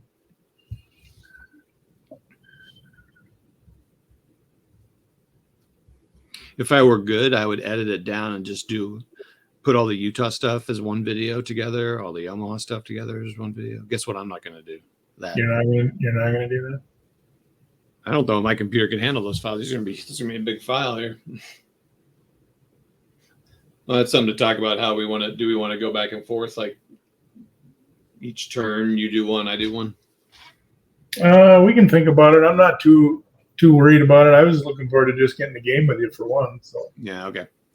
We can look at how I would say probably if you want to put them on your channel, that's fine. We can do. Maybe we do Battle for Normandy on mine or something, or a different game, or Okay. Well, we can. Yeah, if we live stream, maybe we can go back and forth or something. Do you ever live stream on your? Yeah, you do. Yeah, you live stream, right? No, I don't live stream. I just record my desktop. But I guess if you'd be willing to at least help me get that set up and make sure I'm doing it right, because I've tried it and I didn't seem to do very well. So maybe if you can show me the setup you got and I can just mimic you, then I don't mind doing it. I just have. Yeah. Well, you use. I couldn't see the chat when I was using the software I was using, which is what the heck is it called? Hold on, I'll tell you. Streamlabs. I couldn't see the chat, and people were trying to chat with me, and so I just don't know if I was doing it right or not. So yeah, I'm not. Yeah, if you're willing to show me later, I don't mind doing some live streams. But okay. I think I'm done with my barrages. Okay. Okay, so since we're over here at the Commonwealth, I'm just going to go the opposite direction this time. Okay. So let's do this guy right here. Okay. So I'm going to bring up the not the combat table. What was it? The terrain one it was on? Yeah. Okay, so doing this one right here. Looks like 3 and 2. All right, yep. So 3 and 2, and there's no yellow. So that's gonna, and you don't suffer DG, so I need a 6 to do anything. Oh. So flip them. Yeah. Yep, we got them. Oh, I know what you mean by just doing the target used. Is that what sends it back to the? Yeah. So yeah, I think that's why. Yeah, target used sends it back, so you don't have to look at it anymore. That's a lot better. Otherwise, you're like going, "Oh, is this a pile?" Yeah. Wait, did I forget to use that? I'm going to do this Avery one. I sent that because I couldn't because there's only 1 hex range. Okay, so let's do this one right here. All right. So that is on a city. So that's a +2, -2. So +2 means I have to get a 1-1, 1-1-1. All right, and they're all the same. They're all non-yellow. So 3 rolls.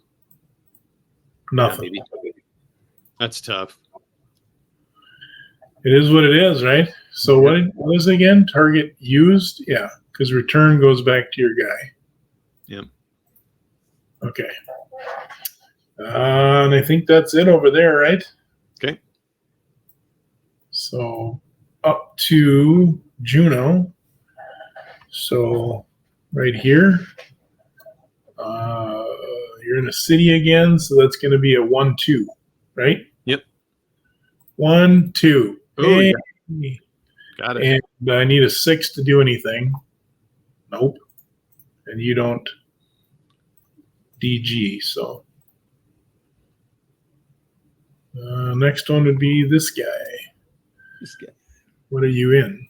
You're in a City. city. Oh, darn it. Okay, so that's going to be just a 1. I only got one guy there, right? Yep. Yeah, 1. Nope.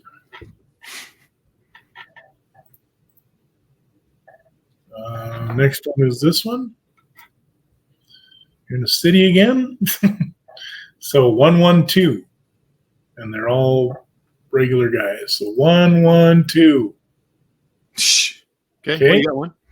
And then I need a 6 to do anything. Oh. Wasted all those 6s. But the you do have one guy in there, I guess. He's already DG'd anyway. He's already DG'd, so that's it for there, right? Yep. Yeah, they didn't have any DDs they're all task force for the British. So this is all their okay, so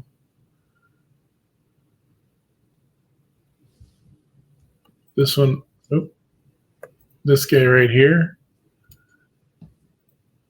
You're on a clear, so it's going to be a 3-3-4. 3-3-4. There's 1. And I need a 6 to do anything. Hey!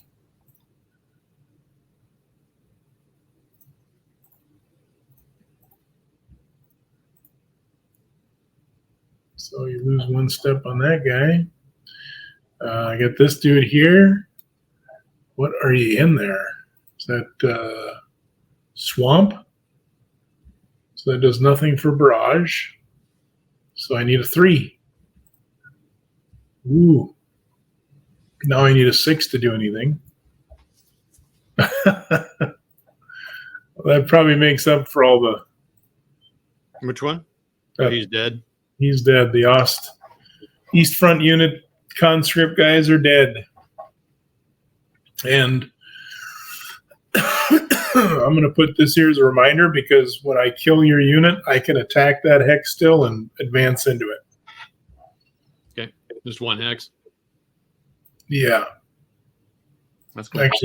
Actually, so that doesn't confuse us, I'm just going to do this. Again, they really need a marker for that. Okay, so let's do this guy here. It's a 4. So it's a hit, but I need a 6. So nothing happens there. I think that's it there. No, I got this guy here. You're in a village, so that's a +1, so I need a 2. Oh, I got the 2, but I need a 6 to nothing.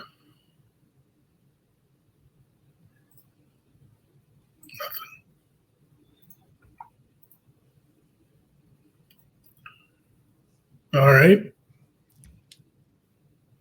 That's it there. So over to Omaha.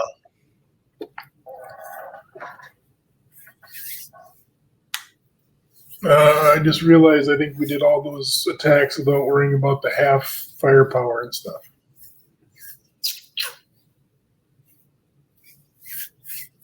Oh. They weren't all DG, but. Okay. Now we'll do it. All right. So it's kind of hard to tell if you don't know where they're at. Yeah. Well, you know, they have to attack if they're next to them, right? No. Yeah. That's true. All right. So the bottom guy would be a 2, and light bocage doesn't affect that. Are you in light bocage there? Yeah. So the one guy is a 2, and then the DD is still a 3. So a 2-3. And the DD, though, will hit on a 4, 5, or 6 because it's yellow. Dang it. Wow. That was important. Yeah, it's kind of critical there. All right, this is a village, so this means, is he DG'd or no? Nope, that guy doesn't have a DG on him, so he's still a 2, but then he only kills on a 6. No kill, though. And then up here is the only other one. So that's what are you on? Just a clear, so that guy is DG'd, so it'd be a 2 and then a 3, so 2, 3. Ooh. Both hits. The first one will need a 6. The other one's a 4, 5, or 6. Ooh, that's So big.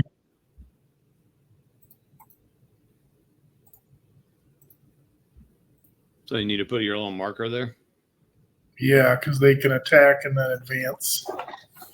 Not your tanks, though. Yeah, because that's a bluff, right? You don't have any. Okay. Well, it's still good to say it, so remember it. All right, now Utah. So right here. Oops. I just got the 1, so it's a 3. Or what are you on there? Are you on anything? No. Oh. And then stay with the other guy up here. It's a 3. Oh, No. I don't think that's sincere. Oh, I hurt my foot. No, I'm just kidding. Okay, so now it's combat, right? Yes. So you have to declare all your combats, right? No. No, I don't think so. You just do one at a time? Yeah. Oh, okay. All right, well, we'll just stay up here on... Now, we can't attack with the airborne either, can we? Wasn't that the deal? I think so, yeah. I think you're correct. You have to sit for the first 2 turns, so... So, again, I kind of like that because, a lot of games, they are disorganized and they kind of recover, which is good. And this is the way they can simulate that. Yeah, they're regrouping as it'd be such small actions it wouldn't affect everything on a company level. That's pretty cool. All right. All right. Well, we got right here. Ooh, look at this attack. You're doing it. So nobody's disorganized. So if I attack you, it'd be 7, 8, 9. I'm assuming. Oh, we got to return all those targets, don't we? Yeah. Do that first. Yeah. Up top. Okay. So who's attacking? Who are they attacking? This is our first combat. Yeah. So you got 6 points there. Which one? Can you click it, highlight, make sure we're on the same page? I think we are, but just... Yep. This area here, I'm looking at attacking that guy. Okay. So what is that? What are you in for terrain there? What does that do? That's flooded, and that's going to be attacker is added. Attacks, flood. Yeah, attacker, flood, half has 2.5, 3.5, 4.5. I'd only have 5 because the artillery can't attack, right? Correct. So I'd have 5 against your 7. But now remember, this is where they talk about that weird round up rule. So it's actually not, well. No, you do the math. You don't you do the math with the fractions in it. That's why I always have to have a calculator playing. Oh, yeah. So it was 2.5, 3.5, 4.5, 5.5 divided by 9. What are you attacking? 6? Oh, wait, hold on. Or you have 7 for defense. Yeah, 7 for defense. So 7 divided by what? 5.5. So that's 1.27. So it's a 1-to-1 attack.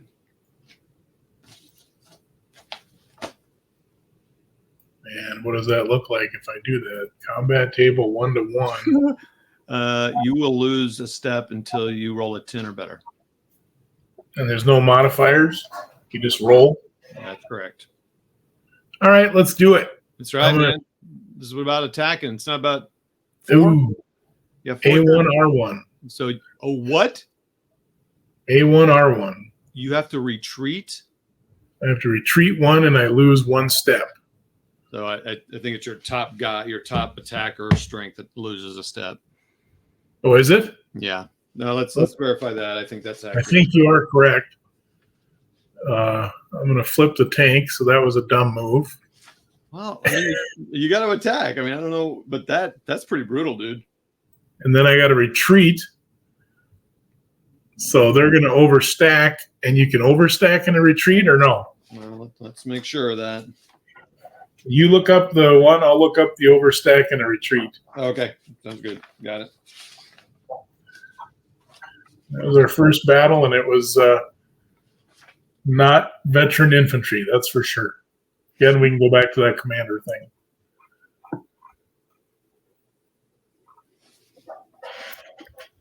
All right, I got an answer.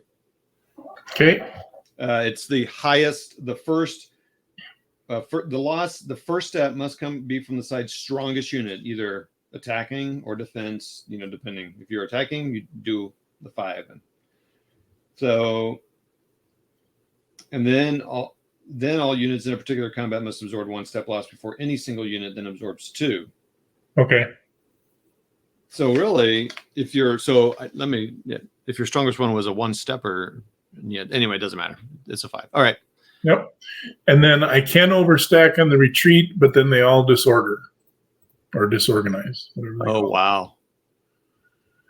Yeah, some quality generalship there. Just get out of my way.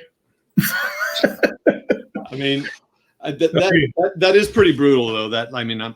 I've been taking the Andrew McMurray method of you just attack, but that's brutal. You got to roll a 10 or more, or you lose a step. Yeah. Well, but you got, like you said, I took a chance to see, because I can go around you, but I wanted to see if I could open that up a little bit more. But maybe we'll wait till we can surround that completely. Yeah. All right. So now I'm going to go over here to Omaha, because we can't do any of the airborne stuff, right? That was correct. They can't attack or be attacked. Yeah. So this is where we lost that guy. So I'm going to attack with this stack, right? Mm-hmm. And then that's an auto win, so I can advance after combat. Yeah, that's pretty cool.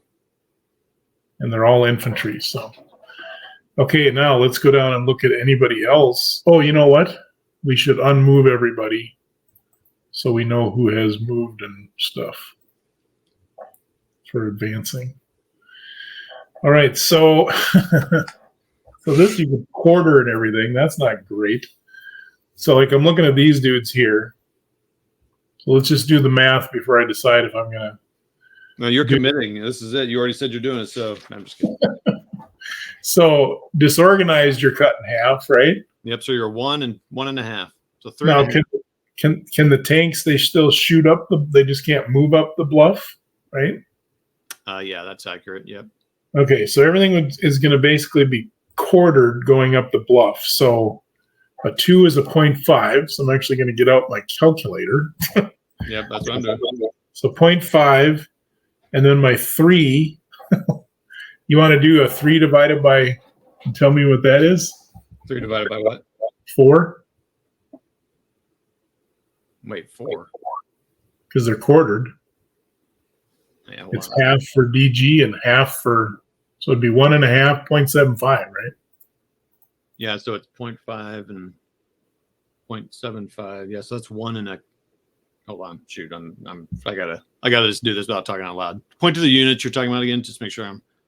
Yeah, it's this guy here. So the one guy is 0.5 and the other guy is 0.75. Yeah, so it's 1.25.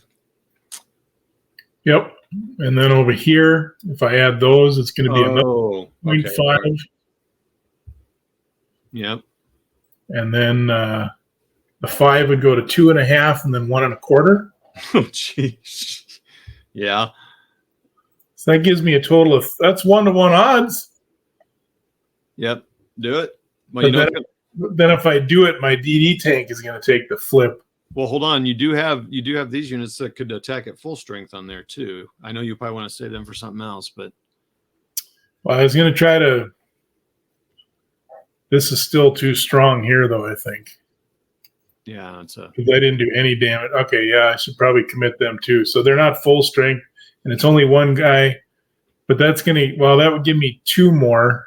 Oh yeah, does it change? Yeah, that's true. If it doesn't change anything, then there's no need to add it. Well, it might though, because +2 would give me 5, but your defense is a 3.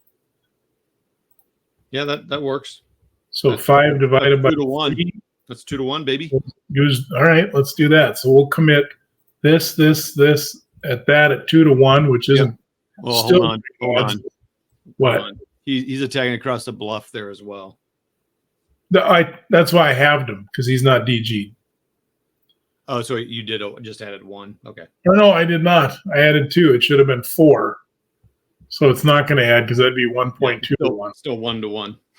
All right, so just do this and this at 1 to 1. Okay. All right, here we go. Roll high, buddy. Attacker 1. Well, at least you don't have to retreat because that's going to prove to be a problem. Yeah, we'll have to look up what happens if you have to. Well, I suppose they retreat crosswise into. Okay, well, that went well. All right, let's take a look at this here. So who lost the step there? I had to take it off the DD tank right here. He was a 5. He was a 5. Yeah. All right. All right, let's take a look at this situation. Oh, I can't. I gotta wait. I can't attack. Yeah, it seems like your guys are too tough until I whittle them down a little bit more. All right, no more on Omaha. I'm gonna have to just leave the stack and see if we can do a little damage with barraging, because I guess that's why those destroyers risked beaching, because those guys were getting hammered pretty bad. So I'm gonna move over to gold. Yeah, now you're gonna see some good stuff happening here. You're gonna clean this thing up. So now, if they have movement, they can the tanks so this guy right here. There's that Avery that I probably fired with at you with a 3. He can still fight though. Wait, point. That's not an Avery. Well, I would have brought. It's an AG. I would have barraged with it, I would have think. Yeah. He can't attack. I mean, he can't attack? No. That's a I don't know what AG is. AG is not the Avery, that's something else. Something gun, assault gun? I think it's an assault gun. That's interesting. Yeah, so you can't if it's got the barrage factor, I don't think you can use it in a regular attack. In fact, I know you can't. So okay. All right. So let's boy. That guy's a 3 right here, so I can't really attack that because you're a 5. Yeah. So let's see what I got surrounding this guy right here. I got 1, 2, 3.5. 3.5. You're gonna be quartered attacking into swamp. Or flooded. Well, I'm at 4.5 halves, so there's no reason to attack that either. I'm just gonna ignore that guy. I think this makes sense because you're going to surround these guys. I mean, yeah, it'd just be nice to free up those the first wave. It's only the first wave. Hold on real quick. Yep. Yeah, be sure you do yeah. Okay, so I'll attack with... Get all your heaviest units going in there. Yeah, so I'll attack with this guy and the 2 infantry in this one. Because the artillery can't move. And then get rid of that. Yeah, there you go. Let me get rid of that. 2 infantry can move in there, and then the artillery or the tank. Okay, that's important for making room. Okay, so back over to this dude. So you have a 2.5. And if I attacked you from here, here, here, and here, could I do anything with that? Are you in any terrain or is it clear? What if I attack out of a swamp? Yeah, I got to see that. I'm a little confused on this thing here. I was just looking at that. It's flooded too, by the way, not swamp. Oh, actually, is that? The one I'm in is swamp. Oh, yeah, it is swamp. Okay, so let's see here. Swampy, swampy, swamp.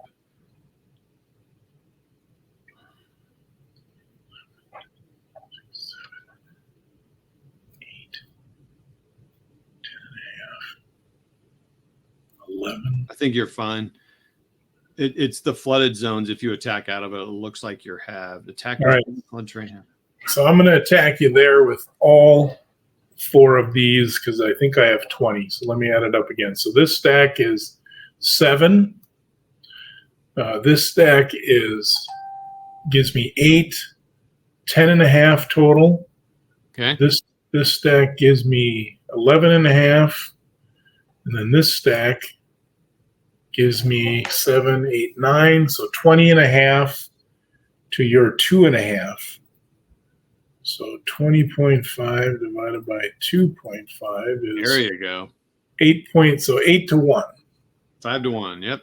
Perfect. Yeah, 5 to 1. That's the most you can get, right? Yep. All right. So let's do 5 to 1. 4 or less. 4 or less. Oh, 10.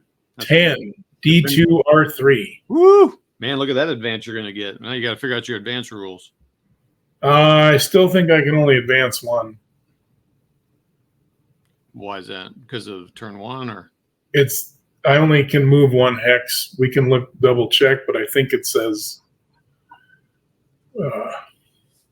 Because of landing or because that's just the advance after combat in this one? Well, you got to think about it. This turn technically is a third of a turn.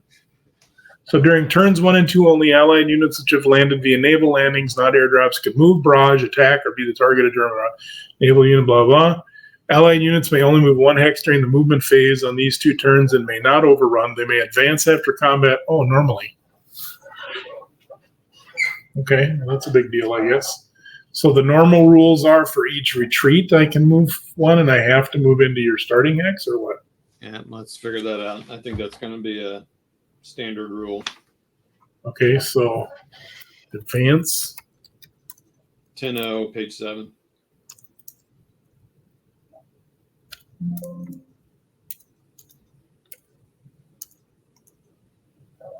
So only, yeah, okay, it's 1 hex, unless it's a yellow exploitation cable, then they can go as many as the defender's retreat result. Oh, so only exploitation guys can. You must advance to that emptied hex first. And you retreated 2, so I could move 1 more hex. I retreated 3, didn't it? Wasn't it 3? I rolled a 10. Yeah, it's a 3. Oh, yeah, R3, okay. But there, I just want to see what you ignore enemy zones of control.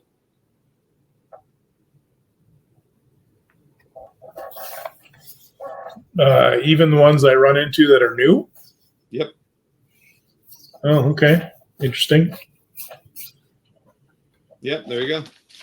Okay, so let me figure this out. Yep. No, they're gonna. The DG doesn't stop that.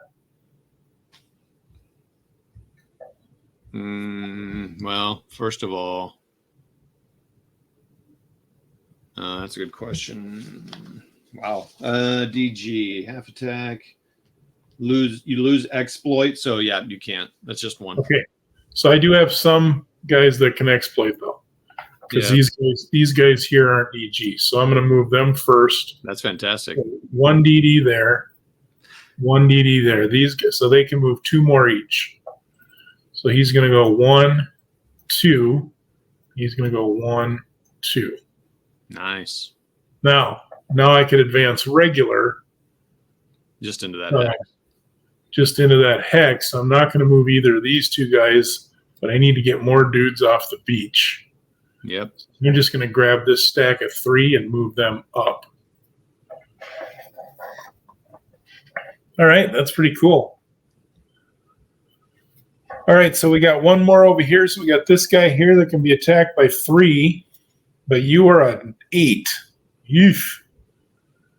I'm a 2, 4, 9, 10, 11. Am I attacking over any terrain? No, it's all clear. It's nice, even. So 11 and those 12. So I'm a 13. So that would that be 2 to 1? 13 divided by 8? Yep, 2 to 1. Do it. Oh, the odds are in my favor with a 7 that we each lose at least 1 guy. I'm going to do it. We're going to press the attack with this, this, and this. Do it. Yeah, I think you should. Yeah. 8. That's the same result on 2 to 1. A1, D1. So each of our main strongest dudes. Geez, that's hard on my tanks. I know it sucks. I hate that. But it's what it is, right? And you took a step loss on the big dog on the strong point. Yep. Okay, so that's the end of that beach. So now we're moving on over to Juneau. We got these Ostfront guys. They're not very big. Okay, so I'm going to attack with this guy and this guy against him, I think. So I got 2. Is there any terrain issues? I don't see. Oh, you're in a village. So it's going to be a left shift 1 when we're done. Okay, so I'd have 2, and then I'd have 2.5. 2.5 is 5, 6. So I'd have 8 to 1, and there's no imaginary thing they said, so it'd shift to 4 to 1, right? Why is it 4 to 1? Because you are in the village, and that's a left shift 1. Oh, sorry. Yeah, I didn't see the village. Sorry. Yep, 4 to 1. A left shift 1. A 9 is a D1 R2. There you go. Go ahead and move those. Oh, shoot. You can't exploit those guys. They're DG. Can't exploit, but I'm going to move this guy up here, the stack of 3. Get him cleared out of there. All right, so they're going to have to wait. Oh, no. Attack into the city, bro. Oh, yeah, I got 3 ways there. Well, what does that river do? River is going to cut these. These guys will be quartered. The river is attack half. You're DG'd, and then you're going to left shift 2 for the city. Well, let's add it up and see, though. And so that'd be a 2, 3.5. And 7 is 10.5. These guys are going to be quartered. So 10.5, 10.75. You can avoid that river thing by attacking the one on the left. You're right. And it's a smaller 6. It's a 6. That ain't gonna work. Okay, we're just gonna move on. I'm just trying to tempt you into an attack you shouldn't take. Come on, man. Well, I was checking it out. I've never done. I don't think I've done any battles like this yet. Oh, actually, still don't think you want to do it, but you do have these guys that could attack these guys as well. Yeah, I was adding all that up. Oh, I'm sorry. Okay, No, that's where I was adding it up, and I was at something like. It would end up being you have 11, and I think I would get to 1-to-1 would be about it. Yeah. So I don't think we're going to do that. Let me look at this over here, and let's add it up. So you got 3. Is there any terrain I'm crossing there? No. Nope. Okay, so that would be 0.5, 1, 2, 3.5. So 3 3/4 for the 2 stacks that are DG'd, plus 4 more for the infantry, because I'm pretty sure I fired that gun at them. So that'd be 7.75 to 3. That'd be 2 to 1. So 2.58, so it'd be 3 to 1. Ooh, 3 to 1. But it's 2 shifts for 1 to 1 for the city. I don't think we're going to take that. Yeah, it doesn't seem like a good idea. Lose a lot for nothing. Yep, and well, not nothing, but this has 6, so I'm going to wait until I get more guys. When I can surround them all with wave 2, it'll be better. Oh, was there any?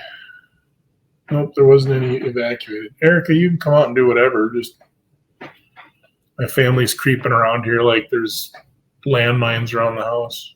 They don't want Dad yelling at him. I'm playing with my friends. Quiet. Stop. Okay, so the only one I'm considering is this guy. So let's see what we'd have. Is there any terrain issues for me? Doesn't look like it. Oh man, do it. That one looks like you should do. So 1.5, 2.5, 3, 4, 5.5, 6, 7, 8.5, 9.5, 10, 11. So it's a total of 12. So it's 4 to 1. Do it. What could go wrong? Maybe that. Nope. A1 and D1. I'll still take it. You got rid of him. But I don't get to advance past the 1. But I'll still take it. So what I'm going to do is I'm going to take one guy off of here. We'll make the Frenchies go out and get their own territory a little bit more. And then these are all disordered still. That's all I'm doing over there. Hey, real quick. Yo. What happens in? So is this wave 2 basically the same thing we just done, right? There's no exploitation movement. There's none of that stuff, right? Right. It's the wave 1 and 2 are exactly the same. So Okay. I did Avalanche, Barrage, Allied Combat. Obviously, we skip airdrops, preliminary bombardment. So you do reinforcements and then the landings. All right. Let me do a save here. When does DG come off? Ever? Oh, it doesn't come off during wave 1 and wave 2, does it? I don't think it comes off until the end of wave 3. Right, because that's the first time you do a regular turn. Wow. So that makes all these DGs really rough. But that's good because that would limit it. Otherwise, the Germans wouldn't have a prayer once I pushed in. Well, right. Like I was thinking that. I was thinking, oh my gosh, I don't have any artillery now that can hit these guys, but I'm okay with that because, boy, these British speeches are going to take some thinking on my part. You want to do some more? I think I'm good. My kid needs to do some cat sitting stuff and all that. So let's so we'll wrap up here. Let me zoom out for the people. Let's zoom out to the whole map here. I ended the log file and I saved. So it's really hard to see what's going on here at this scale, but I mean, I don't know. What do you think? I mean, how are you feeling after that first? Well, I'm feeling okay about the British beaches. Utah's okay, other than when I decided to blunder that attack. Right. Omaha's going to be Omaha, right? It's going to be a mess until I can get lucky with some artillery from those DDs coming in this turn, because I'm going to pick up another destroyer. So I'll have 3 destroyers that can start knocking out strong points. I think what I'm going to have to do is focus. I wasn't really paying attention, but I got to focus on these draws. Like right here's a draw. Okay. And right here's a draw. And right here's a draw. So just like historically, I got to focus on those draws or I can't get much off the beach. Yep. Yep. And other than our blunder where I moved my airborne, I think we're doing okay. I think we've caught everything else pretty much. Yep. Cool. Well, this is look at the dead pile quick. Oh yeah. So the Germans got some of those East Front battalions, and we've knocked out 2, 4, 5 nests, so that's pretty good. I mean, I'll take it every bit. The American casualties are adding up, though. Yep. And then Commonwealth are probably not too bad. No, they're not too bad. They got, 2 artillery, 2 mortars or whatever those are, light infantry guns or whatever. No, hey, thanks, Todd. I'm having a good time. You're a lot of fun to play with. And why don't we just chat over text and see when the next time that works, and maybe we can fit her in. Yeah, it sounds good. I'm just entering